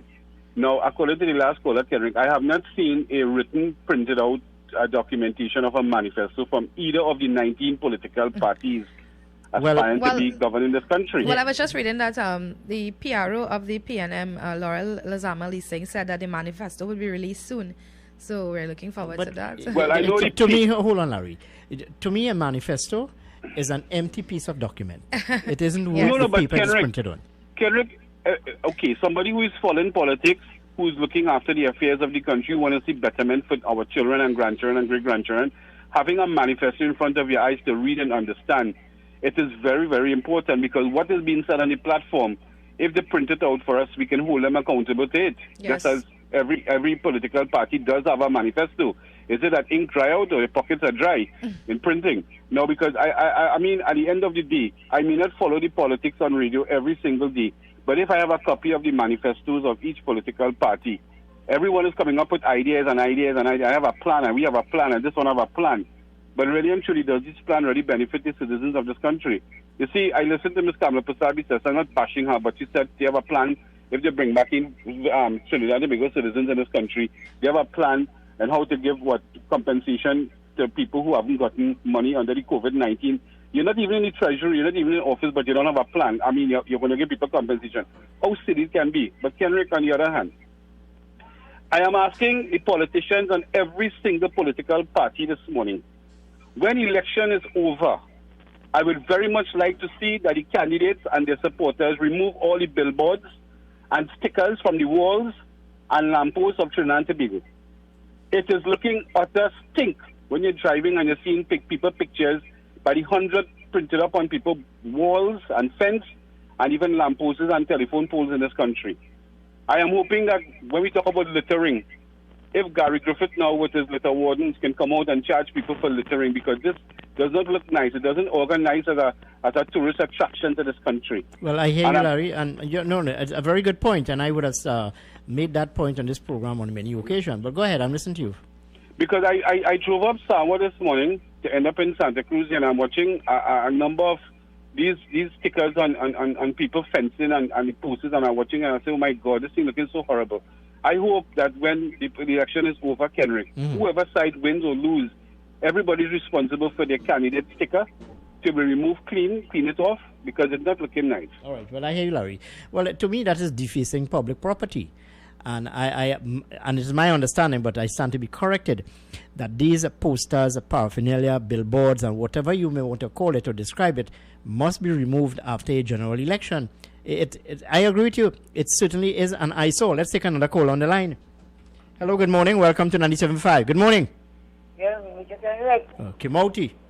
And dear lady. The dear lady is Nicole. Right. You can get new cars. I got a boy. Say that? Well, hard now. And I'm saying so expensive. Kimauti, you have been lamenting such for the longest while about the non-availability of a particular drugs at certain pharmacies and what have you. Now, I want to digress our conversation here a bit, Nicole, but I see we're heading up to the 8 o'clock hour, so I need to take a commercial break. And when we come back, we'll continue. Stay with us here, 975 FM, Hot Like Pepper. I'll be right back after this.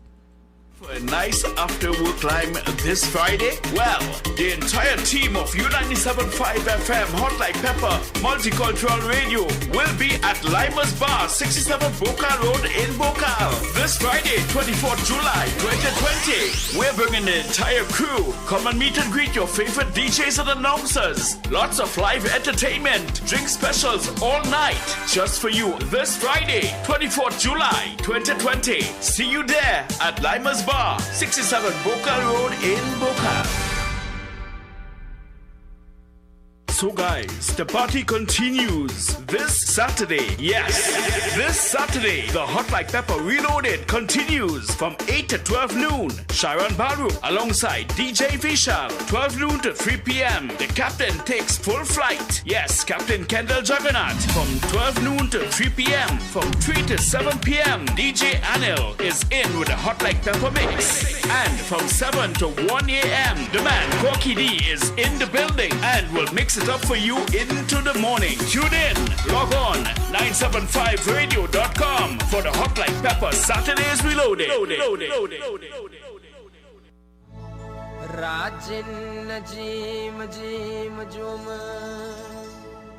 Hello, I am Rajendra Ramprasad, your PNM candidate for Couva South. I ask for your support to take Couva South into government and to improve the quality of life for all of us. I have specific plans to create jobs, to improve agriculture, to revive Point Lisas, and to develop our infrastructure, also to enhance security. As a person born in Dow Village, California, and started my education at Esperanza Presbyterian School, I want to use my years as a successful businessman and a resident of Couva South to partner with you to make our communities better. I ask for your vote on August the 10th. Vote Rajendra Ramprasad, the right choice for a better Couva South. Vote PNL.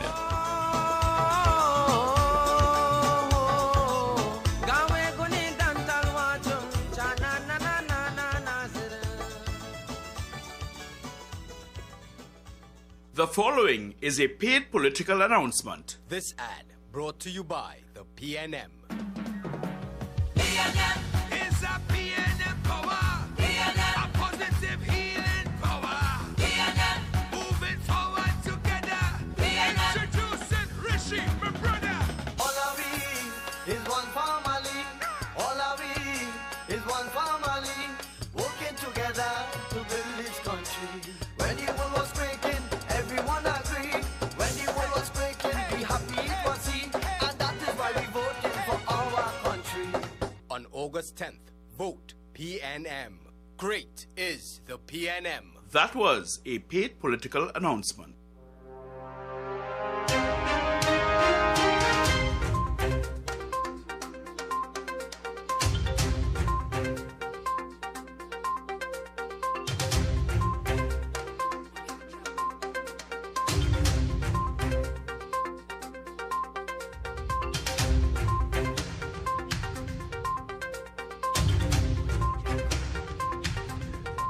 Yes, indeed, and welcome back to 975 FM Hot Like Pepper. Hello, good morning, and welcome. Good morning. Hello, good morning. Good morning, Miss Nicole. Good morning. Yeah, good morning, friend. What's happening? Good morning, Mr. Kenrick. You know, Mr. Kenrick, we kind of in a real choppy time, you know. Just imagine, just 2 weeks before the election, and no manifesto out. So how we decide this thing, by in 90, some of the constituents have 5 and 6 people to choose on. Well, you have to listen to 97.5 because we've been interviewing a number of the candidates Yeah, well, on both sides. We need to listen to in the morning, and I don't tune out a little bit. Right, another thing to know, even we're not even hearing any, beside the party, right, the candidate's personal vision for the constituency. You know, each candidate is supposed to have a vision for your constituency. Well, this is a question I've been asking the candidates. What's your short-term goals for the constituency? What are your long-term goals? And crime, infrastructure, traffic gridlock. These are some of the burning issues that are facing the population. Go ahead. And Mr. Kenrick also, you know, each constituency will have a dynamics. Like, you know, a constituency like San Fernando West, there'll be a different dynamics on Princeton or like Moruga Tableland or like the more rural communities. So each candidate has to tailor his vision to the dynamics of the constituency where he is. Agreed. That is be familiar, you know the ground, you know the constituency. So I mean, you know, this is looking like a whole big comic strip. Well, that's why I told you this morning, my friend, all these contentious matters now being articulated on the public domain. To me, it is just what you call political theatrics. Yeah, because at the end of the day, I looking forward right now, at least if even the parties are ready, the manifesto, don't let yourself look foolish in the party. You're supposed to have your personal vision, because most likely you might have considered and a vision I had, I mean, Mr. Kenrick, I think a vision with the social the avenues of advertisement you have now in social media. You could sit down overnight and I mean you must know what the other people, you must know what the constituency like. And I mean if you know your vision, it's a fool as well, but give us a little thing, man. Don't let it too last minute. Let somebody else contribution.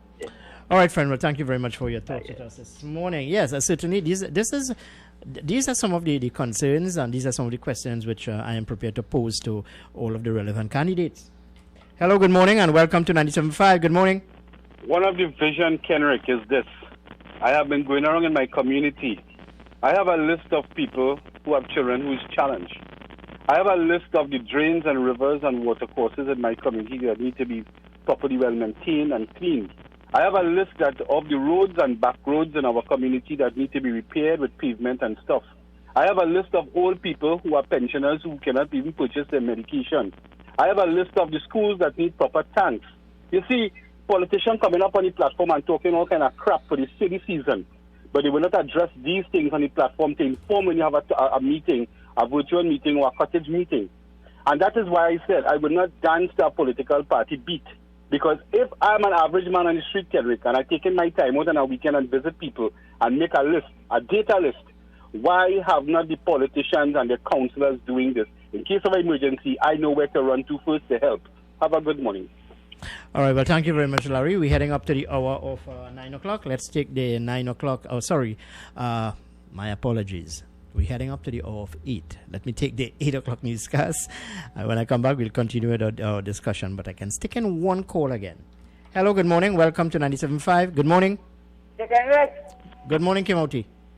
Yeah, you tell you what, man, to come up with someone. Yeah, let us follow the UNC. All right, we hear you. Hello, good morning. Welcome to 97.5. Good morning. Hello? Morning, Ken. Yeah, good morning, Chris. But Chris, hold on. Before you go in with your contribution, up to the 8 o'clock hour, call me back after the 8 hour, right? Sure. Okay, yeah, thank you very much. All right, we're going up to the 8 o'clock newscast. When we come back, we'll continue with our discussion right here, 975 FM, Hot Like Pepper. Time has come. New 97.5. Make it your choice. Something for everyone. 975 FM. Music for you. It's all about you. New 97.5 FM, Hot Like Pepper, multicultural radio. Power to the listeners. It is.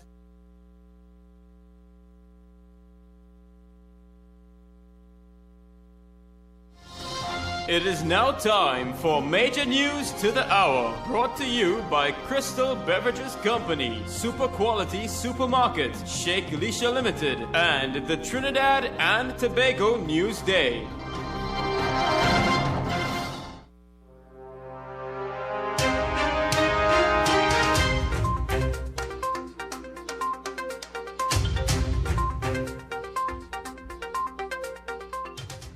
This is the 8 a.m. news on U97.5 Hot Like Pepper Multicultural Radio. I am Uma Ratan Singh. Good morning. Health Minister Terence Dayal Singh said there are still thousands of requests from nationals who want to return home. However, he explained why it is being done on a phased basis. This is as the minister was speaking at yesterday's media briefing.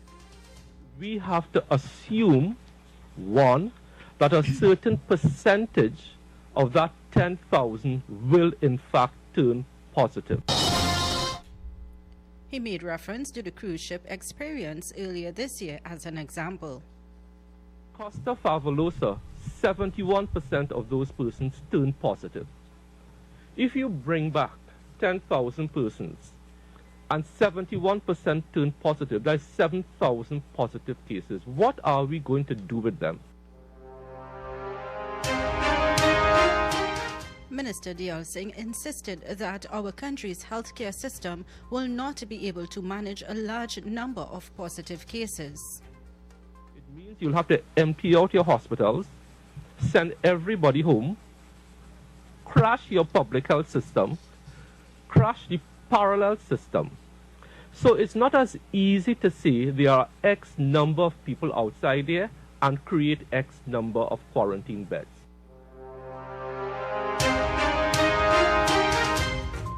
The voice of Minister Terence Dayal Singh. The joint trade union movement has demanded that discussions on outstanding negotiations begin immediately.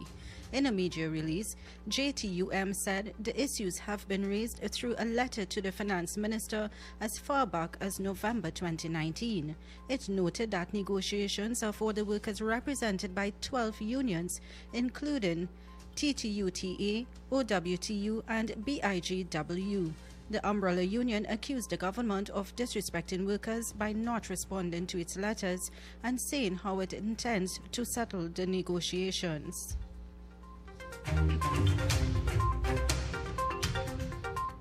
The Barkeepers and Owners Association has withdrawn its judicial review and proceedings against Health Minister Terence Dayal Singh. This comes after the COVID-19 public health regulations were amended over the weekend. The regulations once again allow bars to remain open until 10 p.m. The association was represented by a group of attorneys led by Senior Counsel Anand Ramlogan. Ramlogan agreed that since the latest regulations, it would not be prudent to pursue further. The association had taken action against a previous change in closing time from 10 p.m. to 8 p.m. Meanwhile, Health Minister Terence Dayal Singh suggested that bars and restaurants implement a last call system.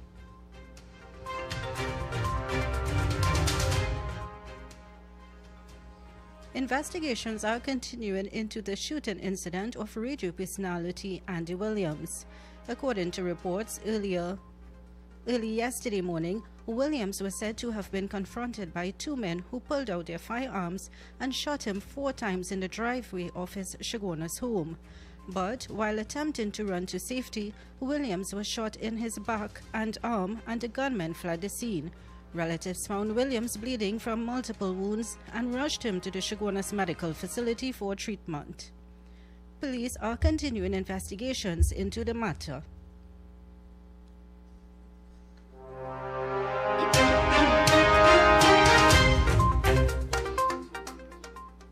23 Trinidad and Tobago police officers attached to various units throughout the country have been awarded for their outstanding performances in solving 7 homicide cases within a short time. Amongst some of these cases were double murder of Kenneth Makan and Lilawati Makan, who were killed at their home in May, and kidnapping for ransom Kunj Bihari Jayashree, which resulted in him being murdered and buried in concrete grave in Tobago in June.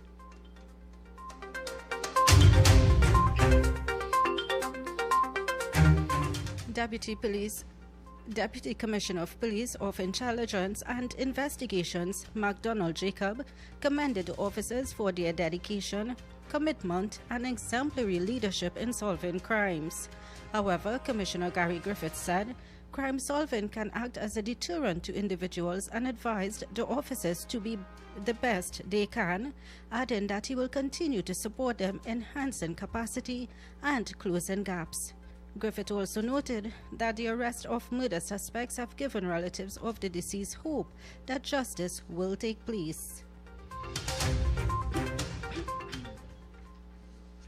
And in the political arena, with election promises, leader of the UNC, Kamla Persad-Bissessar, is proposing a wage subsidy as a means to reinforce the workforce that has been affected by the COVID-19 pandemic.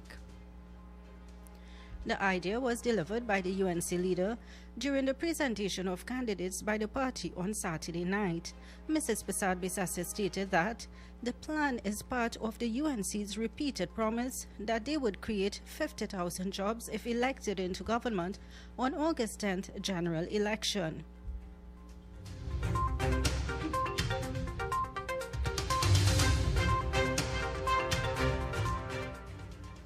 She also mentioned that her team is looking at giving wage subsidy for those who lost their jobs for the small businesses and medium-sized businesses. And on to roadworks across the country as water repairs cause closure of Kun Street in Arima. The Water and Sewage Authority is advising motorists and travelling public of the temporary closure of Kun Street, Arima, between Malabar Road and Subaru Street to vehicular traffic, starting from Wednesday, July 22nd, between the hours of 8 a.m. and 4 p.m. WASA said this has become necessary in order to facilitate repairs to the sewer in the area. Motorists are asked to use alternative routes where possible for the duration of the repair works.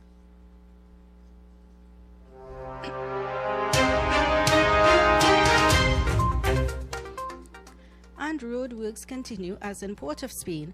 The Ministry of Works and Transport is advising motorists that roadworks will commence on Maraval Road between St. Clair Avenue near the Queen's Royal College and Tragarete Road, Port of Spain, on Wednesday 22nd July from 8 p.m. to 2 a.m. The ministry warned that any vehicles parked within the work zone will be wrecked. During the period, only local traffic would be allowed within the work zone. Additionally, roadworks will take place along Elizabeth Street between St. Clair Avenue and Serpentine Road from July 23rd to September 23rd.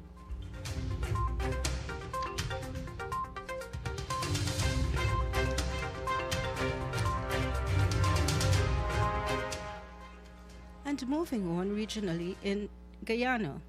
Guyana and its protracted electoral process will be the subject of two special meetings held by the Caribbean Community and the Organization of American States.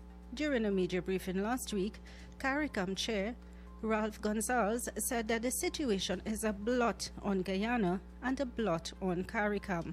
He also explained that the leaders of CARICOM cannot and must not appear to be indifferent to and detached from what is happening in Guyana. And moving on internationally, according to a CNN report, after protests spread across the United States following the death of George Floyd, President Trump threatened to send in the army to end the unrest. President Trump said he has the power to send in the military if cities and states fail to solve the problem themselves. And on to the weather forecast. Today we'll experience partly cloudy conditions with scattered showers and a medium chance of heavy showers and thunderstorms. Temperatures are presently 28 degrees Celsius and expected to reach a high of 32. sea slight to moderate, with waves 1.5 meters in open waters and near calm in sheltered areas. High tides at 5:13 p.m., low tides at 10:44 a.m. and 10:34 p.m., sunset at 6:31 p.m. And that's the end of the news to 8 a.m. Join us at 10 a.m. for news update. I am Irma Ratan Singh. Good morning.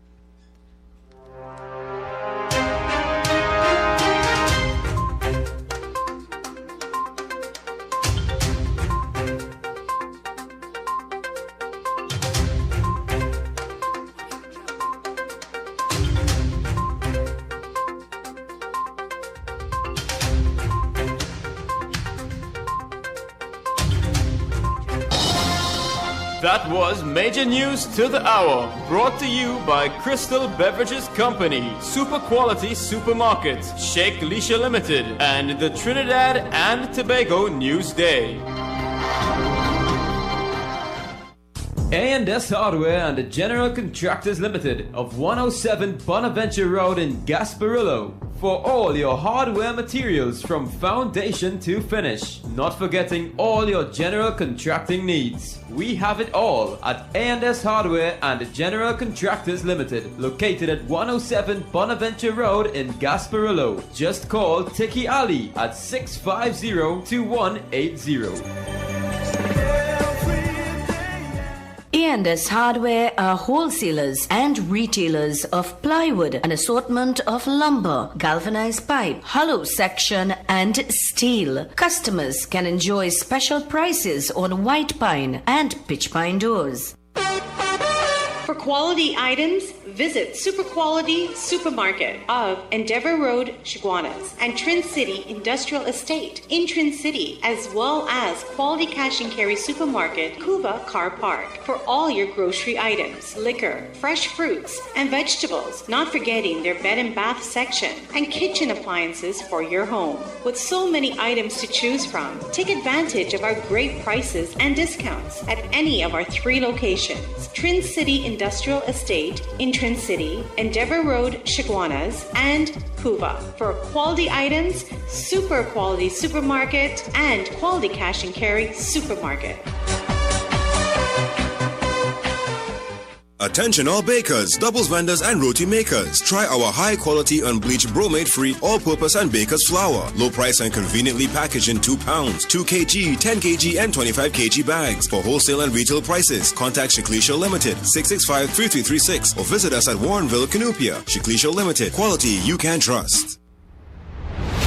You 97.5 FM, Hot Like Pepper, Multicultural Radio will be bringing you coverage of Election Day 2020. Look out for live capsule reports throughout the day as you make your way to the polls. Then you can join our live panel discussion from 8 p.m. as we bring to you the election results. Exclusive on U97.5 FM.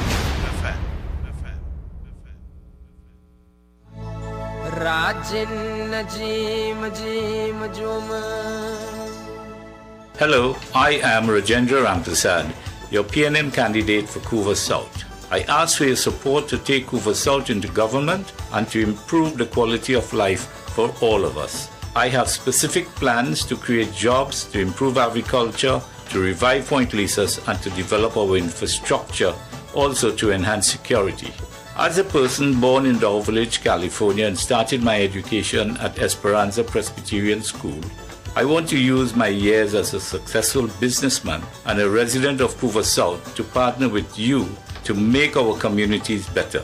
I ask for your vote on August the 10th. Vote Rajendra Ramprasad, the right choice for a better Couva South. Vote PNL.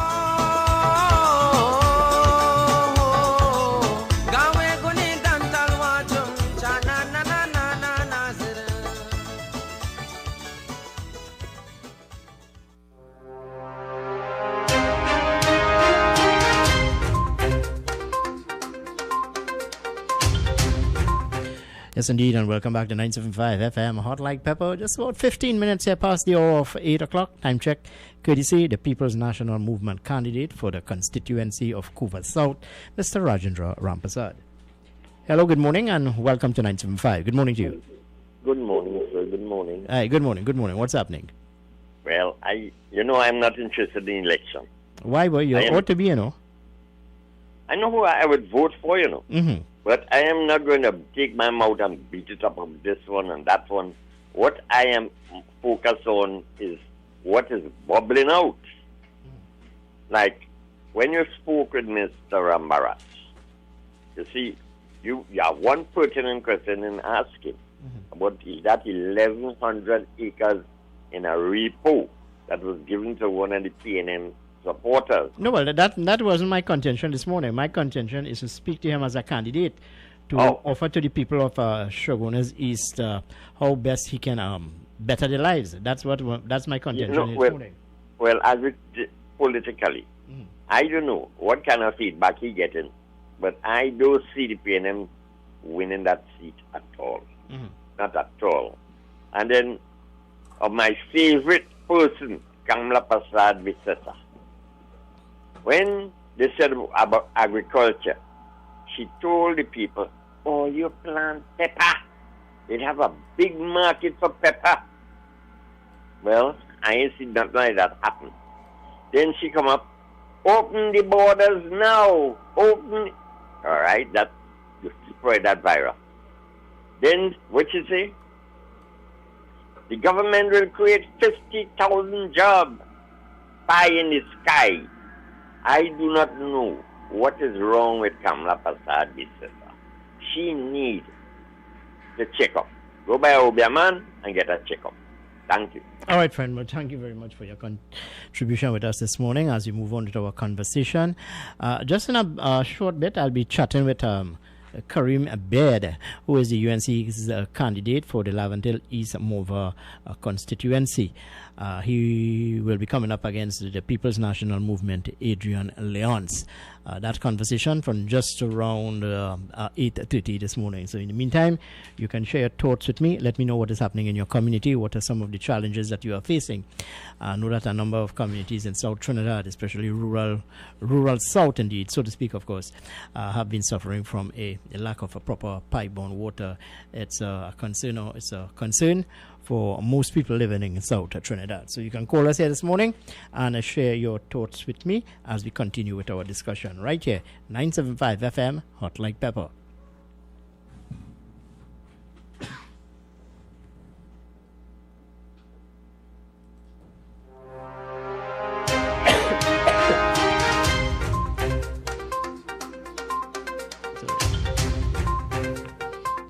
Yes, indeed. Welcome back to 975. Just trying to clear my throat there a bit. Go ahead, caller. Morning, sir. Morning.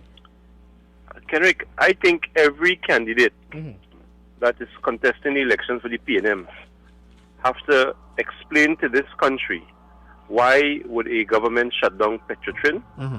Right? They must be asked the hard question of how come the Prime Minister, who had all the answers back in 2015, did not have in their manifesto a decision to shut down a company like Petrotrin. It's either they don't know what they're doing, right, or they're just trying to fool us. I believe they're trying to fool us. So he went into South to launch the distribution of housing lots, right, to former Petrotrin workers. And I paid close attention to that because I find it very strange. Right, so it was basically a press conference, right? Nobody was receiving any deed and so on, because it could not have happened. And then when I tried to understand, after he's speaking for a long time, less than 10% of the time he talked, it was to say that this is what's going to happen in Petrotrin. Phase 1, this is what is going to take place. Now, a Petrotrin worker, right, who qualify will be entitled to a housing lot. Right? The provider of that housing lot in this phase is the HDC, right? And under the HDC, right, there are some good sites and then there are some very terrible sites, right? Let me just say the sites that he called were not the best sites.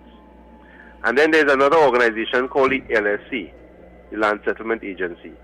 They're dealing with squatters, right? So could you imagine an employee of Petrotrin who considers himself a middle-class citizen is virtually being put down to a squatter, right, in some of these sites.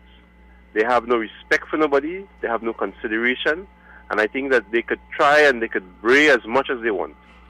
The PNM is responsible for the terrible economic condition of this country. Well, hold on. Right? Let me pose a question to you.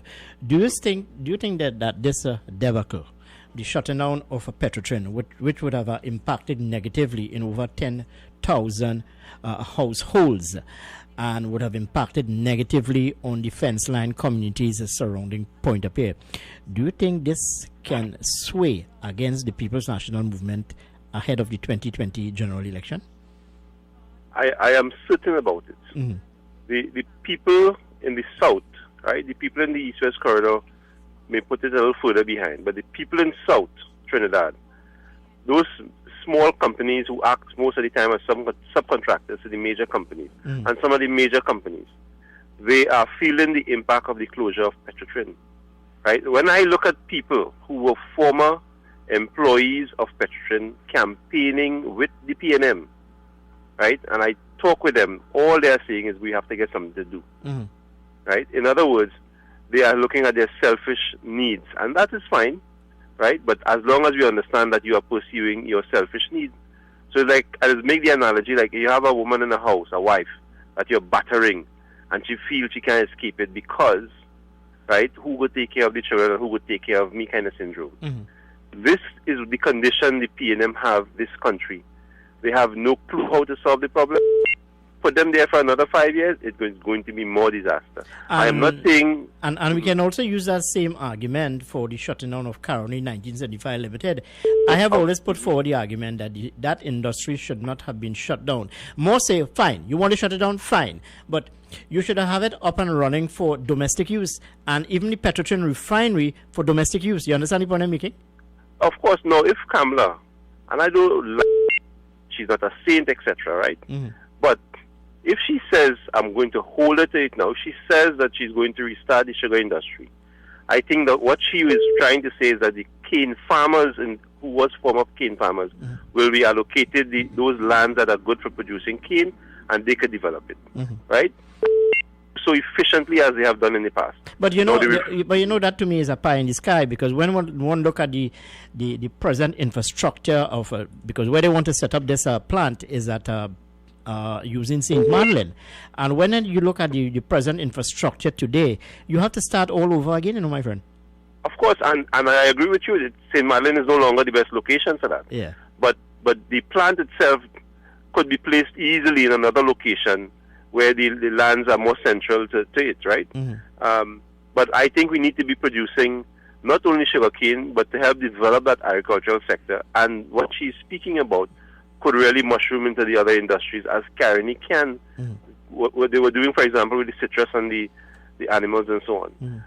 I am just saying that this PNM government, the man, I listened to Pete Rowley over and over to try to hear exactly what he's saying. When he says that Petrotrin owes the state X amount of money, and this is the debt and so on, he's not telling you what the state owes Petrotrin, right? At the end of the day, Petrotrin was a profitable company, all things considered, except that the state was owing. So when NGC owes X amount of money, TNTech and all those other places, right, they don't understand how this company was shut down, the people in this country. And the more we try to understand it, the better we will understand why politicians, including the PNM, is destroying it. I didn't see any great fight from the opposition, by the way. But I'm just saying that the people, if you want to think about it, right, you have to think that this government, the PNM, cannot solve our problems. All right, thank you, sir. Okay, well, thank you very much.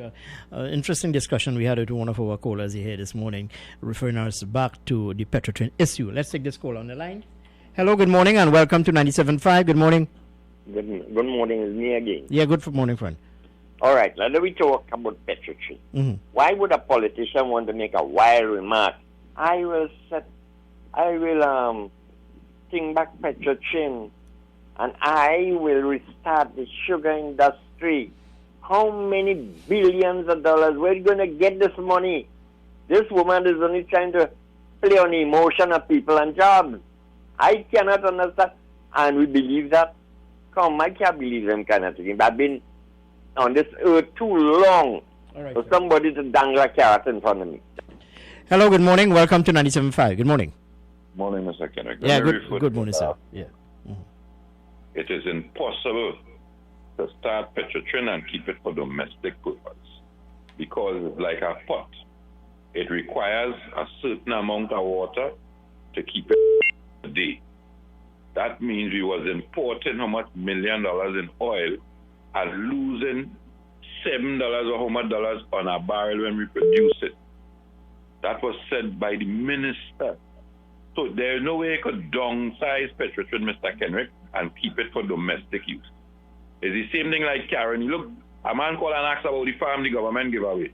Imagine the government paying 200 people to look after 173 cattle. That makes sense? Enjoy your morning, Mr. Kenrick. No, well, I have often said, in a country with natural resources, listen to what I'm saying, we cannot find the right fix. One, is it because of poor management? Or is it that we do not have the vision, we do not have the capacity to really manage these resources? Let's take a caller on the line. Hello, good morning. Welcome to 97.5. Good morning. I had to laugh this morning with this argument going on here now.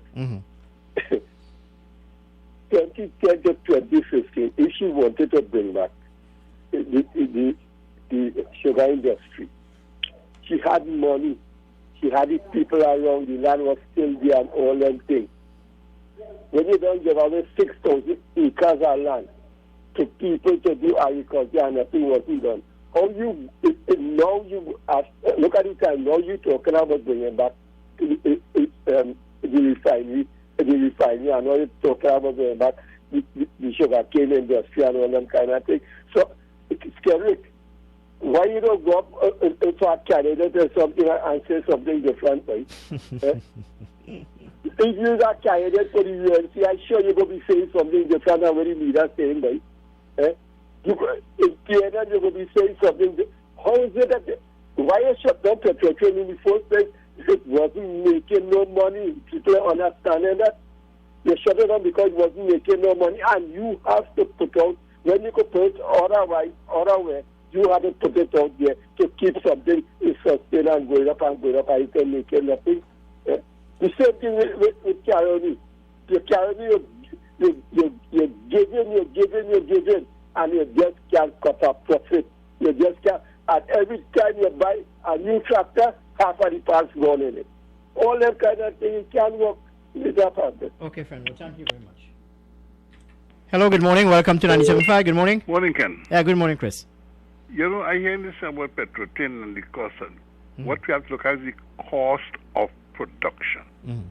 Petrotrin, like all state enterprises, is a set of party hacks, big jobs, big pay. You know, there's a country right here in the Caribbean that don't refine, they have no oil but refine, Curacao. And their whole economy is based on refinery. Cost of production. So when you talk about we have to import at so much, and we let us check the cost of production, and then we talk in business. So in essence, Chris, you're talking here about management. Exactly, and political interference.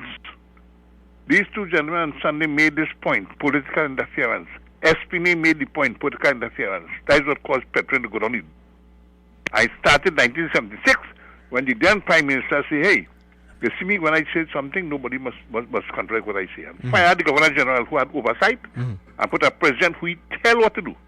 And the Constitution says you can't take the president to court, you can't be liable for any decision he make. So I am telling you, do this. You can't say you get in trouble. The Constitution protect you. Now, can you limit it? And the sugar industry. There's a man bar for producing sugar. So why can't we restart the sugar industry? Now, I heard Dr. Ori talk about Duke is a UNC agent or whatever. But Dr. Ori, you know Duke will never give you a seat. So don't say you go give UNC a seat. Everybody knows that in Tobago, you know. They know Duke will never give you a seat. No matter what happens, you kill him dead, he won't give you a seat. And the next thing, I want to deal with Mr. Rajendra himself. Mr. Rajendra at the station said that the UNC did nothing for Couva. And the PNM came and put Point Lisa Estate in Couva. But let me tell Mr. Rajendra, they didn't do that for the UNC. They did it for Couva people. That industry had to be somewhere where there was no population downwind. It had to be somewhere in the coastline. And the only place in this country where that met those specifications was the mangrove swamp in Couva, that you could come and you could go and reclaim land and put the industry there. And when the industry was completed, you know what he did? He put up a housing estate. He didn't get Couva people no house there. Was PNM people come on there. So when Mr. Rajendra talking about the PNM did that for Couva, think again, Rajen. Thank you much. Okay, Chris, let's leave it here. Folks, I need you to go to some commercials here this morning, and when I come back, we'll continue. Stay with us here, 975. Visit Eddie's Pharmacies Limited newest location inside JTA Supermarket, C3 Center, Current Village, San Fernando. They offer blood pressure, blood sugar, cholesterol, and pregnancy testing, as well as all pharmaceutical products and over-the-counter drugs, along with CDAP prescriptions. Sagicor Caricare International Medical Card, Guardian Life Provider Card, and Republic Bank points are all accepted at their 3 locations of Eddie's Pharmacy Limited. RS Building, Rocha Douglas Road, Barrackpore, GN Building in Pinal, and C3 Center, Current Village, San Fernando.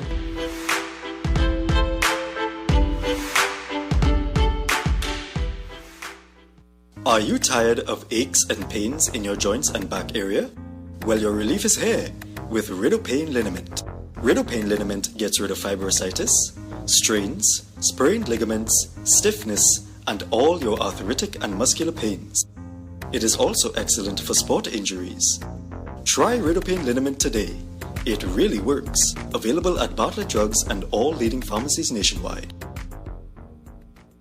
KY's Electrical Supplies Limited of Southern Main Road, Canupia, for all your plumbing and electrical supplies, water heaters, filters, and water pumps, plus all parts for Gould, Pentax, and Leo pumps. Choose from leading brands such as Cooper, Varma, BTCino, Leviton, and General Electric. Call 665-6954 for more information. KY's Electrical Supplies Limited of Southern Main Road, Canupia.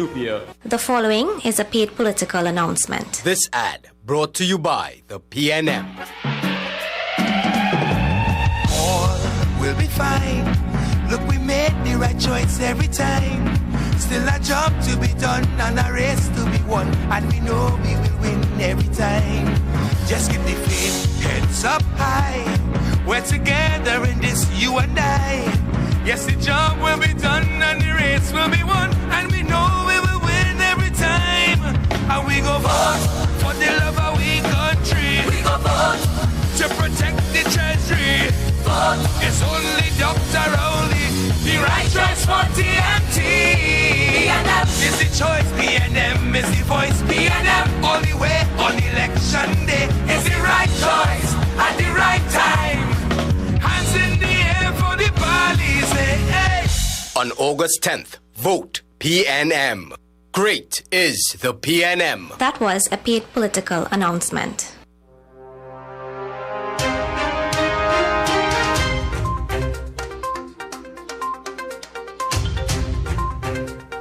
Yes, indeed. As we continue to speak with a number of the candidates facing the polls for the 2020 general election, note that this morning I would have spoken to Clarence Ramarat, who is contesting the Shogunas East seat for the People's National Movement. Well, with me on the line this morning is Kareem Baird, the UNC's candidate for the Laventille East Morva constituency. Let's take him live on the air. Good morning, Mr. Baird, and thanks for taking our call this morning. Hi, good morning. Well, certainly, tell us something about yourself. Are you a newcomer to the political fraternity, or have you been in the politics for a while now? How to put it? I went for local last year, and this is my second election, so I am a newcomer, but a old face. All right, you are contesting the Laventille East Morvant constituency for the United National Congress.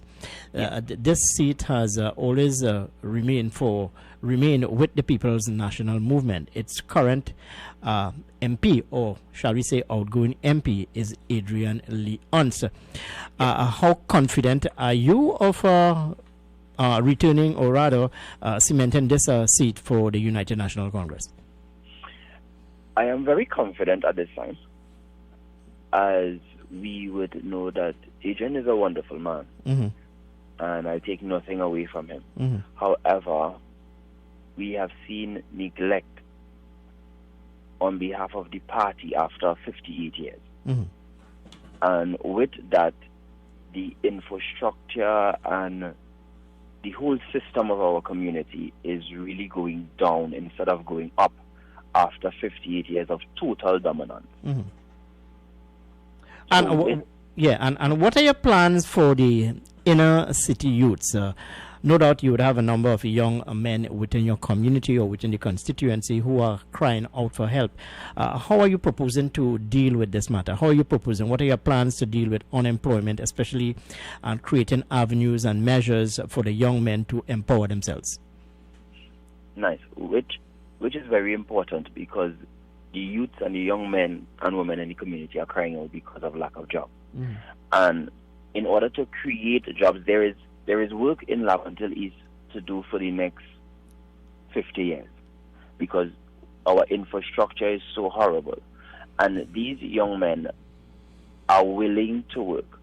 Once there are jobs available within the community, because we have a number of masons, power washers, landscapers, we have talented men that is not getting the opportunity to do their talent and provide their trade.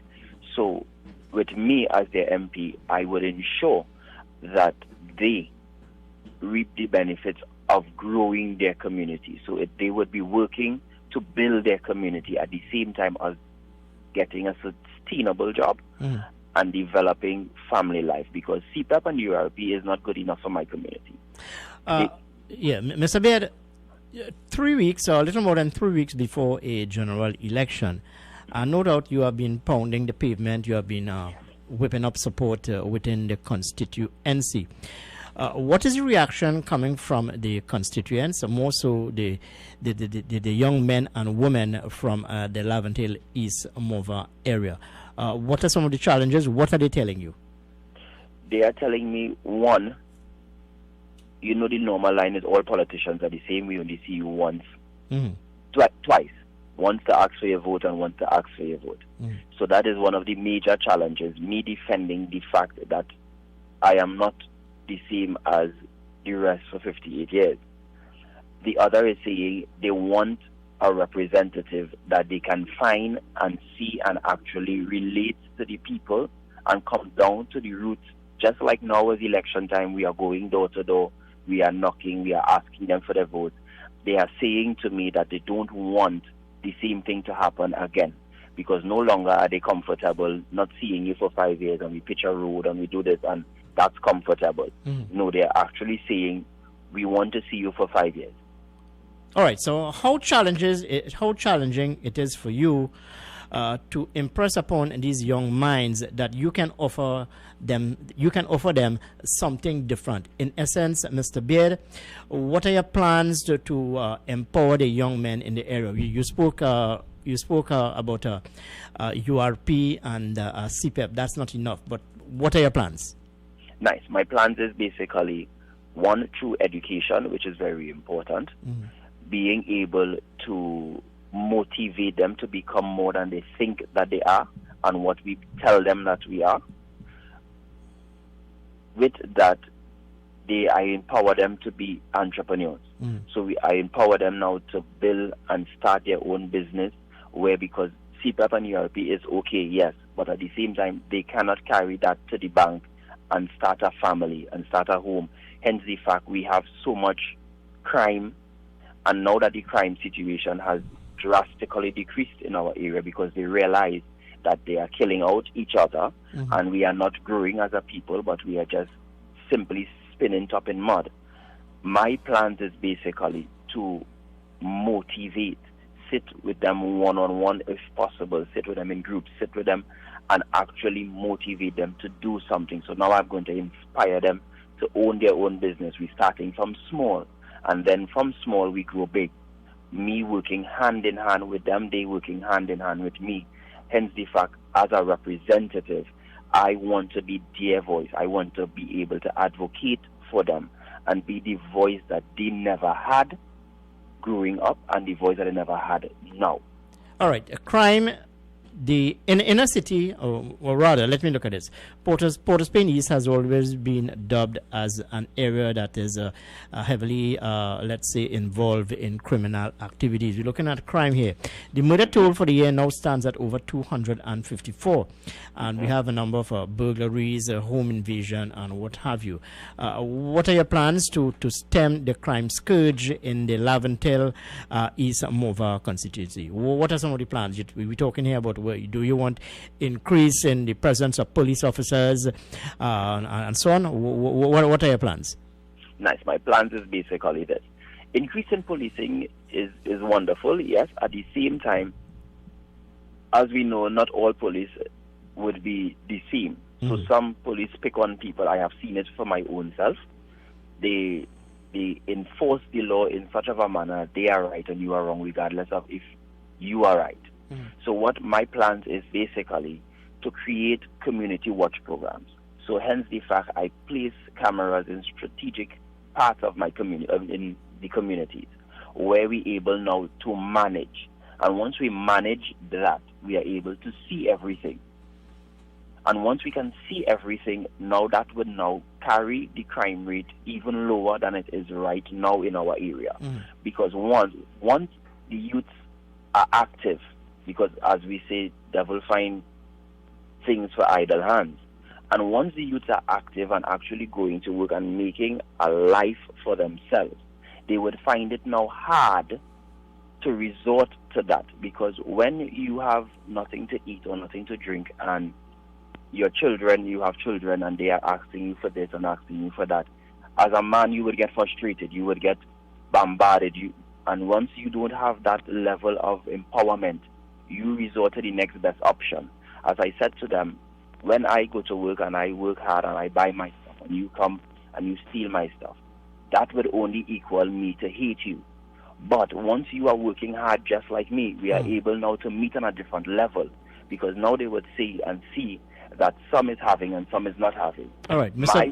Okay, Mr. Beard, let's shift the conversation here a bit. Have you had any sort of conversation with your opponent in Adrian Leons? Have you had any discussion with him? Because at the end of the day, is what is in the best interest of Laventille East and Morvant. Have you had any sort of communication with him? What's your relationship with him? I have met him once, which was nomination day, and that was the only time that we actually met face to face. All right. And Mr. Beard, what would you say, or what would you impress upon the electorate in that jurisdiction to vote for you? What difference can you make? What difference are you offering to the people of Laventille East Morvant, apart from a fresh face? Apart from a fresh face, I am offering a brand new day, a brand new way of life, a new way of operation, a way that we are able to defend each other and I am able to defend them and stand with them no matter what it is. A way that they can come to my office at whatever time that I'm there. They have my contact information. I am public. So as their representative, I am offering them a chance to actually become and raise and upgrade our community together, meaning each one of us work together hand in hand, not me sitting and making arrangements or judgments and laying down a law, but me actually coming down to their level, sit with them, understand their needs, because it's their community. After I leave that community, I am not living in that part. So I would want to ensure that the community gets exactly what they want and they require, because each community would need something totally different. I am offering them a representative that would be there, that would sit with them, understand them, and work with them to get things done, not promise them and let it never materialize, but give them my word, give them my guarantee, give them my utmost heart to get it done, because me being born in Monrepo, I understand and would feel the cries of the ghetto, as we would say it. So it's not someone that sits on high and looking down, but someone that was low and now coming up with challenges. So therefore I would understand them, and I would be able to relate and meet them at their level, then to bring them up and create a better community after 58 years. Oh, feeling the cries of the people in the ghetto, and certainly it's a challenge for you to bring home the seat for the United National Congress, that is Laventille East Morvant. Yes. How enthused are you by the support you would have received thus far? I am very, very pleased with the support, because what happened is, for the first time, we are seeing our flags flying in areas that didn't want to ever see us at all. And in your walkabout, Mr. Beard, have you seen any shift in direction? Are you satisfied with the level of support you are getting? And more than that, your colleagues from the United National Congress, are they lending you support? Are you soliciting advice from, let's say, the hierarchy of the party, so to speak? Yes. Much support, full support is being given. And as we go closer to polling day, you remain very confident that you can bring the seat home for the UNC? Yes, I am. Okay. Finally, before you go, what would be your message to the young men in Laventille East Morvant? Young men of Laventille East Morvant, the day is soon here. The bud had a bitter taste, but sweet is your flower. And on August the 10th, we move towards a brighter and better tomorrow. We move towards a brighter day.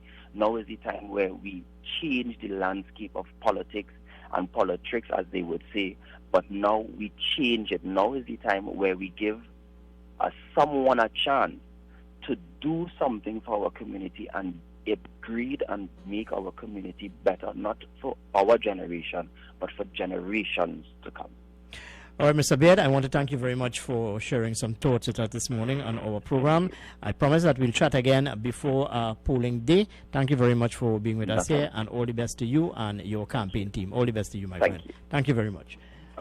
The voice there of Kareem Beard, who is the UNC's candidate for Laventille East Morvant, sharing some thoughts with us this morning. Well, I have a caller here on the line. Hello, good morning. Welcome to 97.5. Good morning. Hey, Ken, morning. Good morning, Brian. What's happening? Well, I was very pleased to listen to the young voice. Well, you should always be pleased with the level of my discussion with people in Orion. Well, you are a quintessential. You are excellent. I've never said anything different. Mm-hmm. And I must say that Kareem, I met Kareem during the local election. Mm-hmm. Kareem has I would say, has grown politically. And I am seeing the work that he's been doing, and I must say that what he is saying, there is a lot of merit to. Mm-hmm. That there are areas that you would never expect to see the UNC getting support, is getting support now, right? Kareem has also been able to engage young people, and that is to his credit. As you know, he's an educator. He's a gentleman from the area. All right, so in essence, Brian, you are endorsing his candidacy, yes? Well, let's put it this way. Mm. He outshined in his screening, and he did very well. Oh, okay. Thank you very much, Brian. I need to go up to some commercials here this morning, and when we come back, we'll continue with our discussion. Stay with us. 975 FM, Hot Like Pepper. Greeted in the wonderful name of Jesus. My name is Bishop Kelvin Khan from Endurance Ministry International. Our new location is in Railway Road, Londonville. You can tune into 97.5 every Sunday morning from 6 a.m. till 8. Tell your nanny and your nana, Jesus is the answer. It's Yummy Tummy Time with Ermi. Join me Mondays to Fridays at 9:30 a.m. and get tasty and exciting recipes. Learn to create dishes and much more right here on U97.5 Hot Like Pepper Multicultural Radio. Yummy Tummy with Ermi. It is back. Talk Your Talk is back. This is Mukesh Baburam inviting you to join me right here on U975 FM for the return of Talk Your Talk from 6 to 9 p.m. Enjoy your favorite segments and feel free to make your comments as we journey together. So join me, Mukesh Baburam, for Talk Your Talk. Talk Your Talk. U97.5 FM, Hot Like Pepper, Multicultural Radio will be bringing you coverage of Election Day 2020. Look out for live capsule reports throughout the day as you make your way to the polls. Then you can join our live panel discussion from 8 p.m. as we bring to you the election results. Exclusive on U97.5 FM.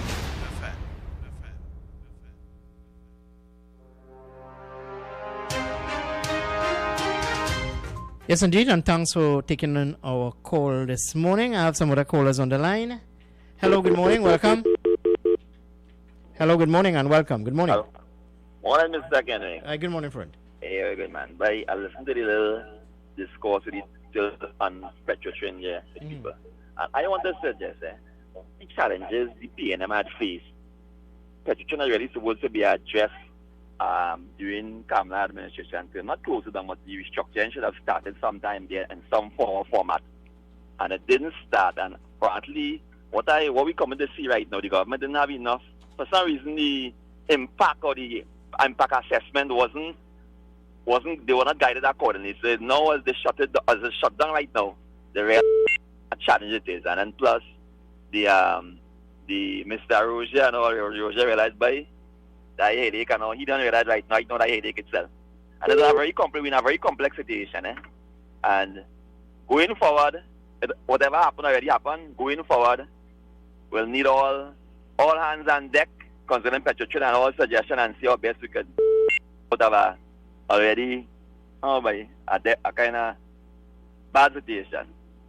And right, in terms of Caroni now, in the days Caroni was shut down, our oil and gas prices are kind of like on the rise. So people were not aware that we'd have reached, people couldn't comprehend or reach in this situation where we'd have needed our agricultural sector more than ever and less than our food bill. So going forward again, we just have to see how best we can make out of whatever happened already. That's my suggestion there, and these go do. All right, friend. Well, I thank you very much. Well, I'm sure that these are two matters, and the matters here I'm talking about is the shutdown of Caroni 1975 Limited and the shutdown of the Petrotrin refinery are two of the matters which will be articulated on various political platforms. We have another caller here on the line. Hello, good morning, and welcome to 97.5. Good morning. Good morning. Good morning.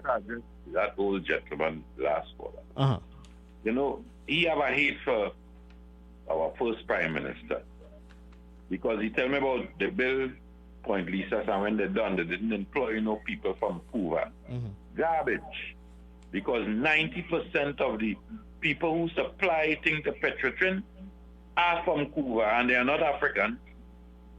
The people that they build the housing scheme because the required work infrastructure that the labor that was required at the time, Cuba didn't have that kind of labor. So the only how to get that amount of labor into Cuba is to build houses that people will grow close to the thing. And if PNM people didn't have land, as we still don't, and the government give us subsidized housing, and they give us there, and we work there, the government is not the owner of the industry there. Come now, man, this 1969 politics you're coming to try to throw on young people with this hate for Dr. Eric Williams and African people from then to now. That's how we in this mess here. All right, well, I hear you, my friend. That's a discussion which I do not want to give much oxygen to here on the program. I do not want to get involved in that. Let's take another call on the line. Hello, good morning. Welcome to 97.5. Good morning. Yes, good morning, Kenrick, and good morning to Ms. Zuki. Good morning, dear. You see what Chris has said? I from there, and I know when Dr. Eric Williams built that steel mill, after he put up the housing in Cuba right there, and they bring in a lot of their supporters to live there. People from around there didn't get no housing, so those people were employed in that steel mill company. So what is last caller say? He don't know. that is exactly what happened, and Chris spoke the truth. All right, well, I hear you. Well, it's a matter of where you call. People who would have put forward this argument about voter padding. Anyway, let's take this final call on the line. Hello, good morning. Welcome to 97.5. Good morning. Yes, Ken. Yeah, good morning. You know, Ken, there's something that I must condemn. I'm sure you would have seen via media reports as to what has happened in St. Joseph with the tearing down, the burning of banners of Mr. Aloy Hunt, Lieutenant Colonel Aloy Hunt. But Brian, these things do happen on the political landscape, especially when there's an election in the air. These things do happen. It happens on both divide, Brian. You'll have claims and counterclaims being made. Ken? Yeah? I hear you, but let me ask you a question. Have you heard of any action towards Mr. Diyal Singh with his stuff? No. But why is it that it has to be done? It's clear to show that someone is very worried, someone is panicking. All right, Brian, that's a matter of opinion, and we'll continue to look at all of the developments that I said taking place in the politics of the day. On that note, folks, I need to bring the curtain down on today's edition of the morning program and usher in the Bees Hi-Fi, who will be taking you until the hour of 12 noon today with some beautiful music from our studio here in Couva in central Trinidad. But as I do on a daily basis, that is Monday to Friday, I want to leave you with this selection. It's an old selection. It's called Last Election by the Mighty Cypher. Your next singer, ladies and gentlemen, happens to be...